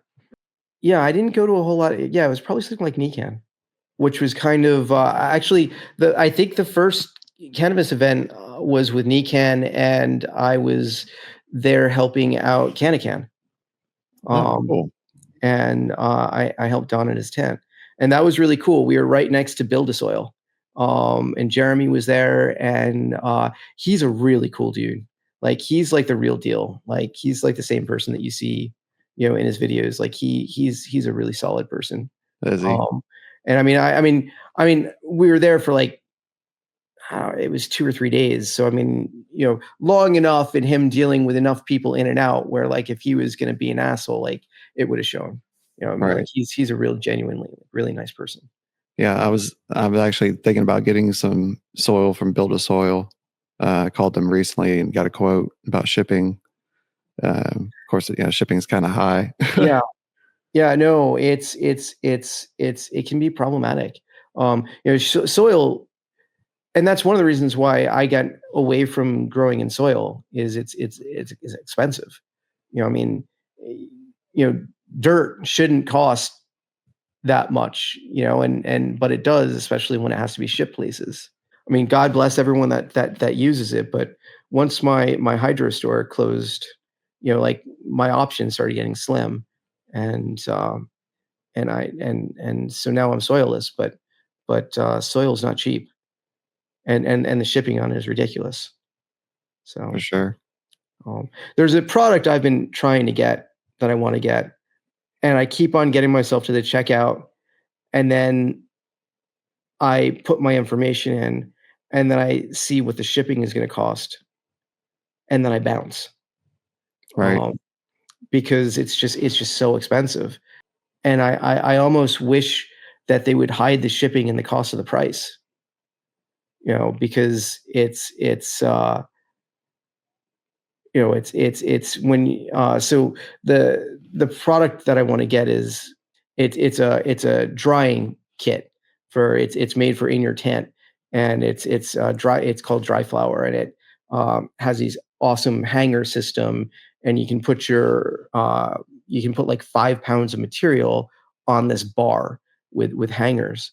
um and I get it, like it's like a steel bar or something. It's a little heavy and probably a little bit of an awkward size, but like the shipping was so much. I was like, I can't, because I think the kit was like $400. So it's like if I'm going to spend $400 on it, and then you're going to hit me with like another $100 for shipping, right? Like you've just thrown another like 20-30% on top of that, and that's just it's just too much. Right. Um, so um, So I'm hoping maybe there might be a sale, or I might just get to a point where I just say, you know what, I need it. I've just got to suck it up and just pay the shipping. Which cannabis event has been your favorite to attend? I had an amazing time at the Madman Plant Smoking Barbecue in Virginia. Um, and I know that there was a little bit of controversy at one point about someone being sour at the event, um, who was uh, um, who was a vendor, but it was a completely free event for everyone that came. The vendors didn't have to pay anything to be there. They didn't have to pay for a vending tent. We cooked, and part of it's because I was a part of that, not the planning of it, but uh, I was there, and I was one of the people that cooked 420 pounds of meat for Oh, the good event, Lord. and I That's a lot served of meat. people. It was a lot. It was a lot of meat. It was a lot of Yeah. meat. It was awesome. Like we were smoking and barbecuing for like 36 hours before the event. Oh my Um, God. yeah, it was epic. And from what I saw at the event, everyone had a phenomenal time. We also raised, I say we, but Madman Plant raised and GI Genetics $2,600 for breast cancer Oh, for a company that makes prosthetics for people who have had breast cancer. And so it was for a really good cause. It was a really good time. There's a lot of really good weed there, and I thought it was awesome. So that was really cool because I was really kind of part of it. So that was probably one of my favorite events. that's awesome. Thank you for sharing that. You're welcome. What was your most memorable purchase from a cannabis event? Normally, like if I go to a cannabis event, like I normally don't buy a ton of things because like if I'm going to buy like I'm not going to buy like a big case of like nutrients, because then I'm carrying around like 20 pounds of nutrients for like the day, right? So you kind of have to be like mindful of what you're going to get if you're going to get something. So it's either got to be something small that you don't mind carrying around for the day. And if it's going to be something small, it's going to be like, okay, well, those look like some fire, rosin. Maybe I should, get a gram of that. That cheese bowl that I was talking about, I didn't, that was gifted to me. But I mean, that was the coolest thing that I've ever gotten from a cannabis event. Right. The man that gave it to me, like he blew it. He told me about the process. He was really excited about it. Told me how to use it. So I mean that will forever be probably the most favorite thing I've ever gotten from a cannabis event. Cool. So, all right. Who's the first grow me you met in the community? The first grow me that I met in the community was Madman Plant. I was talking to a company about their product, and we were working together on kind of like doing a promo. They were working with Madman Plant, and they're like, okay, well, we're gonna have him go to your place and he's gonna produce it. So I picked him up. He was coming in from Vermont. He was working with Canatrol, and he came down, drove down. I met him at the car rental place. I'm like, you're not going to need a car, so just we're just going to be at my house for a couple of days. And that's where we really kind of got a chance to get to know each other. And he came down with his dog Honey, which is his service dog. Honey's amazing. Honey on Duty. You should check her out on Facebook. Like we did this spot for this company. The company never ended up using it. So I'm not going to say the name of the company because they didn't use it. He was the producer, and I don't want to get anyone in any trouble or anything like that. So, but we spent, I think he spent like 4 or 5 days at my house. And we really got to know each other. It was very, very cool. It really started off a really good friendship, and we've been really close ever since. And I would say he is, he's definitely, my best friend in the growing community. But I mean, like, he's probably one of my best friends. Definitely, if you haven't, it would be worth it to check out his platform if you're interested. Not to be a ruthless plug for him, but he is very focused on mental health, and he puts a lot of time and energy into that area. And he's just, he's just been, just an overall good friend, very reliable. He's there if you need him. Um, he's a really good friend. And he's a good and compassionate person. So, and his wife is awesome. And I've been to his house a number of times, and amazing, and she's an amazing host and cook and everything else. But yeah, no, he's got a great platform. So um, definitely worth it to check him out. Um, he's a really rock solid person. Not to pull people away from your Discord, but he's got a Discord channel too, and I do spend a lot of time there. We do a lot of voice chats and whatnot. So that was actually probably one of the first person that I met, and it really blossomed into a really good friendship. Yeah, that's a Madman Plant on YouTube. Yeah, so Madman Plant, he's on YouTube. He's on Instagram. I think it might be Madman Plant 2.0, or it's Madman Plant. He had a problem with his account a little while ago, and his platform that's really geared towards mental health is called Vindic EU, and it's it's VINDEC, and then new word EU. And that's where he really kind of puts a lot of focus in mental health.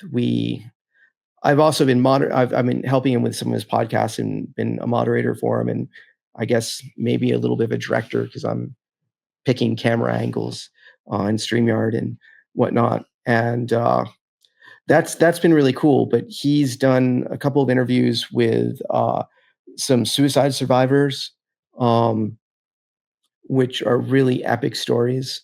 Um, I mean, like they're not. I mean, they're not lighthearted interviews. I mean, they are deep. Um, but he's a really good interviewer. Um, he also did when the first panel that I moderated was specifically about cannabis and veterans, and that was really cool. So I mean, he does have some good content for the community. So Okay, shout out. All right. Which Gromy from the community are you looking forward to meeting? so probably number one on my list of people that I want to meet is I want to meet Nerd in person. I mean, so I'm like super dyslexic, and I don't do a lot of stuff through chat because it's really hard for me. So for me, like I'm better in like a voice conversation, and I've just had really good conversations with him. It hasn't necessarily been a lot, but he's present, he's funny, he's there, he's a really good dude. So I really look forward to meeting him someday when he's comfortable and ready and able. And I know sometimes he um, has his own anxieties and stuff that he's going through. So, um, but I look forward to the day where we get to meet That's and awesome. pass a joint. So Yeah, it's fun. He's a really fun guy to hang out with. Which event or location would you like to attend with your fellow Gromy? This could be an event that you've never been to before. I would like to meet a couple people next year at the Autoflower Cup. Like, I'd love to meet Alabrije, but I'd love to meet some people at the 2026 Autoflower Cup. And my goal is hopefully in this new setup, if everything goes well, knock on wood, um, I really want to try to enter that, um, just to see what happens. So I'm a really competitive person, and when it comes to stuff like growing and stuff like that, like because I really just consume on my own, and I don't have like I don't have a lot of growmy friends that are like local, where it's like, hey, come on over my house, or I'll go over your house, and let's share each other's weed and stuff like that. Like in the state, like Grateful is my closest growmy, and he's like an hour away, so it's not just like, hey, come on over my house. It's kind of like, Right. there's a little more planning that has to get involved with that. So, so yeah, I think that would be um, my answer to that is I'd like to see a bunch of people at the Autoflower Cup, and hopefully I'd like to make it on the podium, preferably first. But just because otherwise, like you don't get feedback, and it's like is my weed any good? I don't know. Does it suck? I don't know. I like it. It gets the job done for me, but does it get the job done for someone else? Would someone else be like, "Oh, this is boof"? I want to know. And if it's boof, how do I make it better? So Well, that's I my I can go ahead and give you an answer for this one just because I've already smoked it, right? right. That one joint has put me off on tangents, so I think it's worked really Okay. well. All Like right. I think you grow excellent weed, so I don't think you have anything to worry about. Well, thank you. Thank you. I You're appreciate welcome. You're welcome, buddy. If you only had one cultivar of cannabis to consume for the rest of your life, what would it be? that. Just one Yes, sir. Just one. You don't have one on this one. sour gingerbread, and that was a freebie. That was an Alabrije freebie. Um, and I mean, like, I really, really love that. I still have a little bit of it left, and although it doesn't necessarily ever get pushed back all the way to the back, um, I do find myself getting stingier as I get it, and I see the amount of flower get less and less. So I want to grow that again, but again, the thing is with autoflowers, like it's a crapshoot. Like I may never get that one again. The next one might be just as good and might be better, but that sour gingerbread, that's probably one of my favorite Alabria strains, and I would love to be able to grow that one indefinitely. So if that would be the answer. Awesome. What's your go-to method to consume cannabis? I'm a dryer vaporizer guy, so I would say if it's for flower, it's going to be like a venti, or it's going to be a Dynavap, and if it's rosin, it's I just got this glass rig with a terp slurper, and it is really nice, but it's delicate. It's glass, so I Right. would probably say my go-to would probably be like a Puffco. Nice. So, All right. What's a stoner myth you think is total bullshit? that stoners are lazy. Yep. I know we kind of briefly talked about that earlier, Yeah, but yeah. yeah. Um, yeah, I think, yeah, that stoners are lazy, and that, you know, and that cannabis has no medicinal value, hence the Schedule 1. I think it actually just changed to Schedule 3. Did it? I think it just happened like Friday or Thursday or something. Really? I Is think that good? I'm pretty sure. I don't know. I don't honestly. I don't think it's good. Yeah, I'm gonna have to do a lot of research, Yeah. because that brings a whole host. Like, with it being Schedule 3, are they gonna continue to allow home grow? I don't If know. it's Schedule 3, we can cross state lines, so that's not a problem anymore. So that eliminates that problem. But will we be able to home grow? Will it be like, oh well, it's legal, but it has to be in these like pill forms, that looks nothing like the plant. So um, I think it should be unscheduled. I don't think it should be, Schedule 3. But I um, agree. as long as Schedule 3 makes it where people, aren't getting put in jail for it, then I think that that's fine. Right. Those and home grow, obviously. For sure. All right. Is there a cultivar that you're interested in trying to grow that you've never grown before? So, I told you I've got this cut of this strawberry cough. Oh, right. So, um, so I got it as a clone and it's rooted and now it's in soil. I have to take cuttings off of it and make new clones so I can get that. So I'm really, really excited, because if that really is, the Kyle Cushman cut, um, and I did get it from Mass Hydroponic through their clone farm, bank. So I have to believe that it's what it is. I mean, they haven't steered me wrong with any of the other products I've gotten off of them. So um, I am really excited. I've had that as dispensary through Connecticut. Um, we had this weird thing through the pharmacy thing where you couldn't give cannabis street names, so it would be given this other name.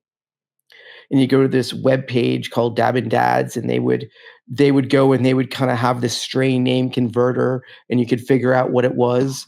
So I've had strawberry cough um, as dispo. So I now have a benchmark. So I look forward to exceeding that benchmark. So um, so yeah, because I'm a slightly competitive person. Right. Yeah. So Awesome. All right. What's your all-time favorite cultivar and why? that's a tough one, because that can change. Um, so Well, what is it right now then? so I guess, I mean, like, really, like, I do love that sour gingerbread, but I do love Mango Smile. Like, I really do love Mango Smile, because that does consistently. I probably would have to be Mango Smile, because that is consistently, like, I think that's in an F7. Like, it is consistently like mangoey, and it's reliable. So yeah, I guess I would have to say if I had to pick an all-time favorite, it's that. And they've just been around long enough where they've been able to work that strain to really make it really consistent. I would say it's probably like almost as consistent as like a photo period, maybe. Is I mean, it just is mango For and sure. and sativa or narrow leaf and delicious and yeah, yeah, that's probably my all-time favorite strain. Heck yeah. It is a great one. Who are some of your favorite breeders? Up until recently, I've only grown autoflowers. From that standpoint, I mean, I absolutely have built a church to Alabrije. So, he's got great genetics. He's a really nice guy. Um, so I would say probably like Alabrije, Mephisto would probably be my top two. If I was going to put up top three, maybe it would be like BGG on the third tier. Mephisto has just been around forever, and they've got this catalog that you can't. It's just undeniable. Um, but Alabrije and BGG, they work strains. Granted, they don't continue to work them into like really really deep. I think BGG does more so than that. But he's got some great strains. Odin's Son, I like that strain. I don't consume it that much because I don't want to be stupid. Um, because that will make you a stupid lazy stoner. Um, but but there's a time and a place. Right. So, and now that I've got the ability to grow photo periods, I really want to try the sauce. Not so because I don't suffer from migraines, but because everyone that ever has smoked it that does have migraines says it gives them instant relief. Um, I just would like to have that available because I think it would be a good gateway strain to help people who may not be open to the idea of using cannabis as a medicine, Right. and show them that hey, it's not just it's not this scary thing. So yeah, that would be my answer. Heck yeah. Yeah, the sauce is great. I've grown the blueberry sauce a bunch, and that's probably my favorite cross of his out of the sauce crosses. I think I have. No, I don't, because I don't have that. But yeah, I'm gonna have so yeah, I am gonna have to source some of his photogenetics. Give them a run. All right. Do you have a favorite cannabis related movie and or TV show? I really enjoyed Disjointed on Netflix. That was a fun series. Gotcha. I've never seen that. Yeah, I've never seen it. Yeah, definitely. It's definitely worth a check out. I think it went 2 seasons deep, um, and it was kind of like sitcom-y. Um, so real, so that's a good one. And then um, Netflix has a series of they had a series of cooking shows which were cool. And I forgot the name of it, but those were kind of fun. Like it was kind of like, a bunch of people would go, they would have it was a competition. So they'd have Right. two chefs infusing. It might have been called Baked or something like that. But that's if you're into the cooking thing. Like I'm a little afraid of edibles, but like it was still like an awesome, intriguing show to watch. A lot of fun. So I think it was called Baked. Um, but it was It was head the to head. you're talking about the cooking show, right? Yeah, yeah, Yeah, I've seen that show before on yeah, it was on, I forget which network it was on, but yeah, I know what you're talking about. yeah. But so for Reality Baked, otherwise Disjointed, definitely worth it. Check out. Awesome. If you could have a smoke session with anyone dead, who would it be? I would have a smoke sesh with Bob Marley. Fuck yeah. Um, and he is a person that it's a real shame that he had such a short time on this earth. Mm-hmm. So I think that could be a conversation that you could just learn so much from. Absolutely. All right. Same question, but alive. I would love to have a smoke sesh with Jack Keys, who's an artist. He had an album that came out, and I'd love to have a long conversation about that because it hit me in a lot of ways. So, All right. Heck yeah. All right. This is the last question, the hot seat. Do you have a favorite cannabis podcast, and who is it? oh fuck you. Do I have to? No, you can name multiple if I people. don't It's say you fine. guys, I'm an asshole. No, you can name multiple people. I'm just messing with you.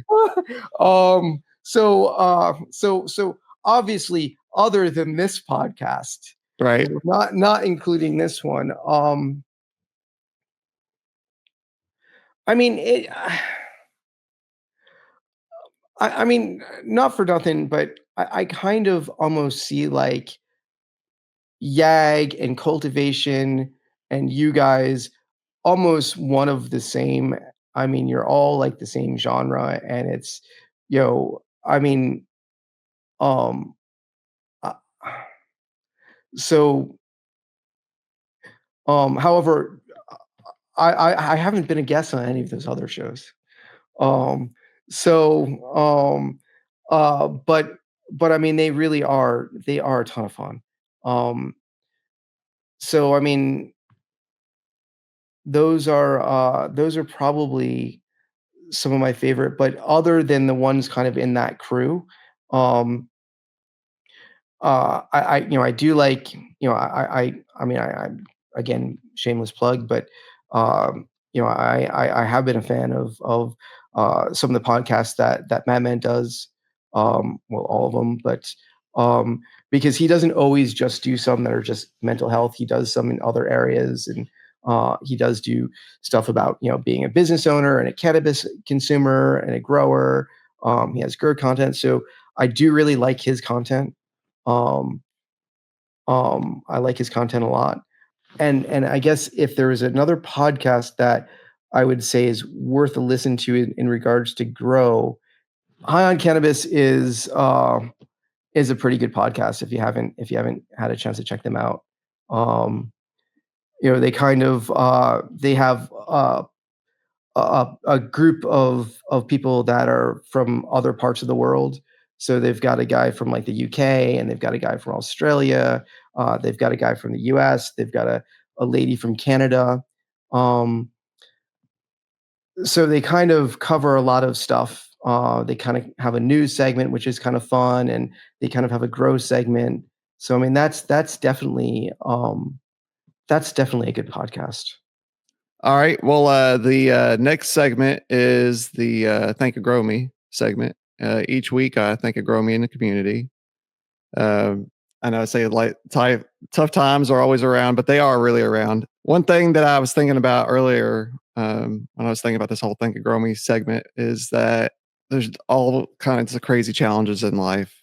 A family member gets sick, an animal gets sick, all of a sudden you're having to drop money on this, and you still have to pay for these other bills, and Mhm. your daughter wants to do this, and Mhm. it's tough. And one of the greatest things in life is just getting a thank you or just a message from one of your friends that's reached out, just saying, "Hey man, I'm just thinking about you, love you," or just whatever. Right.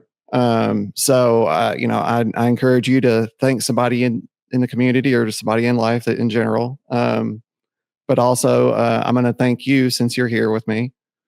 First off, I'm going to thank you for coming to Grateful's house. I know it. We've talked to each other, several Right. times over the years, but this was our first time meeting. I know I was nervous, and I'm not sure how you were, but I was um, nervous, excited. yeah, So, yeah, for sure.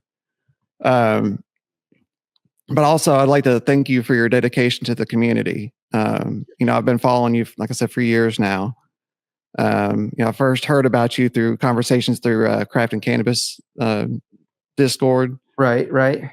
You originally had tested the Odin Sons when we did the Odin Yeah. Sons grow along. Yes. And so that's a thank you within a thank you, because you testing that actually kind of helped me out with, because it showed it had CBG in it, and so I found out that CBG is one of my favorite cannabinoids that I like to use in my mixes, like we were Yes. talking about earlier. So, but yeah, just honestly, thank you all the way around. You've been a really excellent guy, and I'm so glad I got to meet you. Well, thank you. I really appreciate that. That's very kind of you. Yeah, So, and the feeling is likewise because it is always nice when we get to meet, virtually. We start to get these relationships, with people in our community that's virtual, and then to actually, get to meet them in person, like it's a whole nother level, and it just makes you feel so much closer. So, oh for sure. Well, is there a Gromy in the community or life that you'd like to thank? so,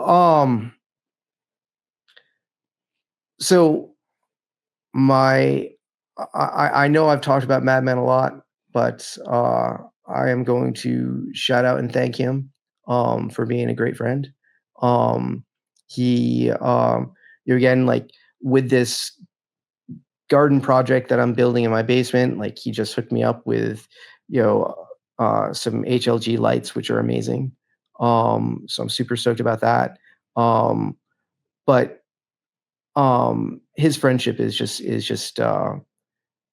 really been really meaningful to me.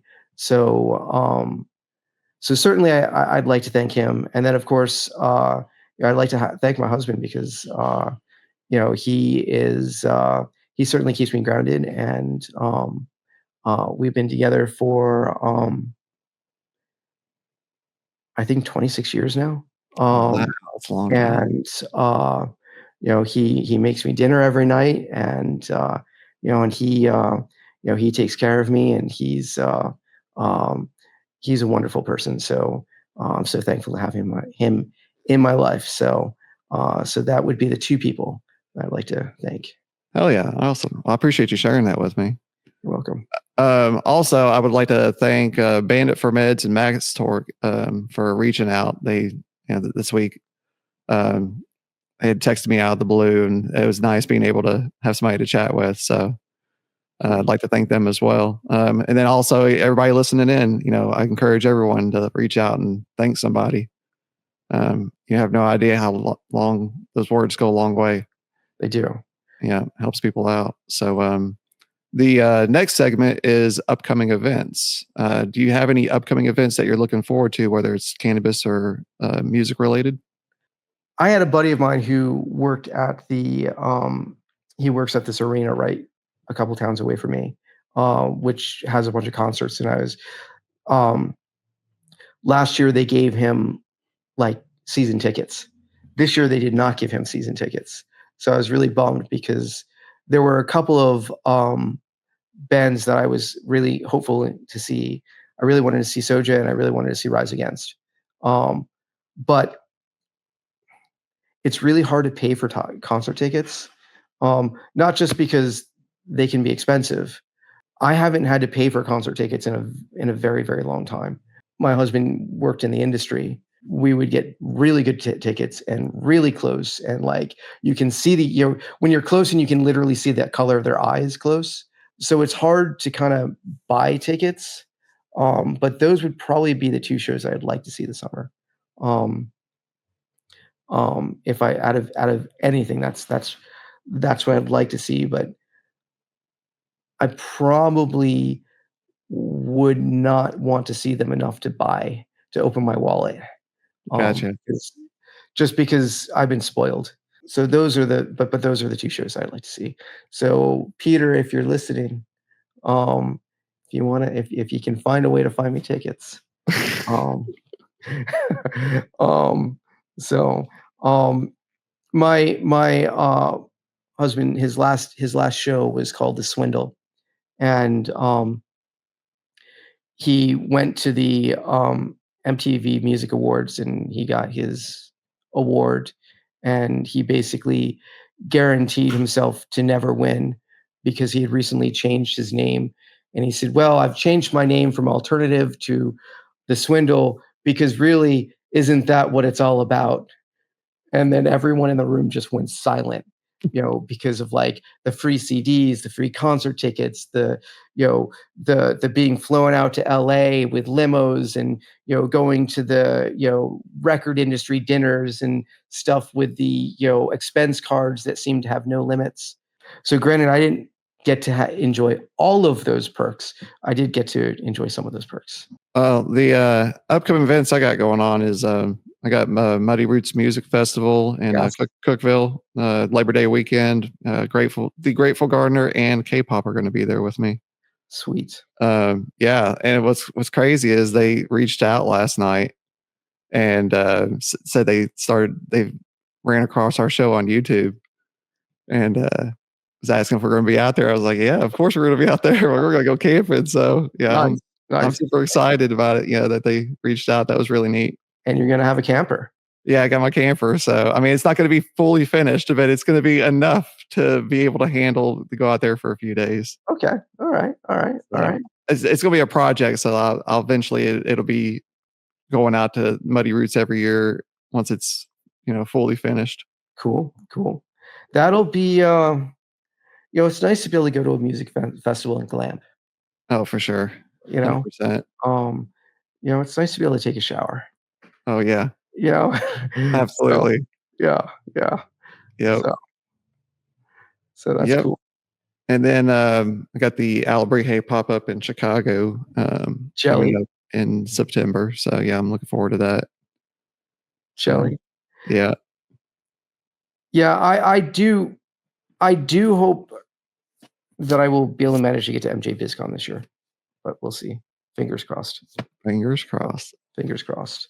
So, but I don't know that that's gonna. I don't know. My intention is to go to MJ BizCon. So. Heck yeah, that'd be cool. That'd be a really cool event to see. Yeah. I mean, that's the one where if you're going to go to anyone, like that's the one that you're going to go and everyone's going to be there.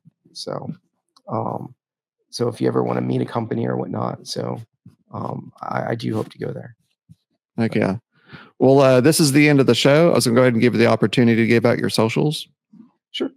So you can find me at MasterYoda207 on Instagram, Facebook. I do have a YouTube channel, but there's not really anything for content there yet. I actually have two. One is at MasterYoda207, and I think the other one is at MasterYoda-207, and that's the one that has content. There's a little bit of content, but not a lot. But that's where you can find me, or on X, MasterYoda207. Again, I don't post it very much. And you can find me at the, I hang out a lot in Madman Plant's Discord. So if you join his Discord server, you will probably find me and you can speak with me and whatnot. So, and when I see people on the other servers, when I see people doing voice chats, sometimes I pop in. So. All right. Well, everyone listening and watching, thank you. I hope you're out there having a wonderful time. Thank you, Master Yoda, for joining the show. Thanks. Peace.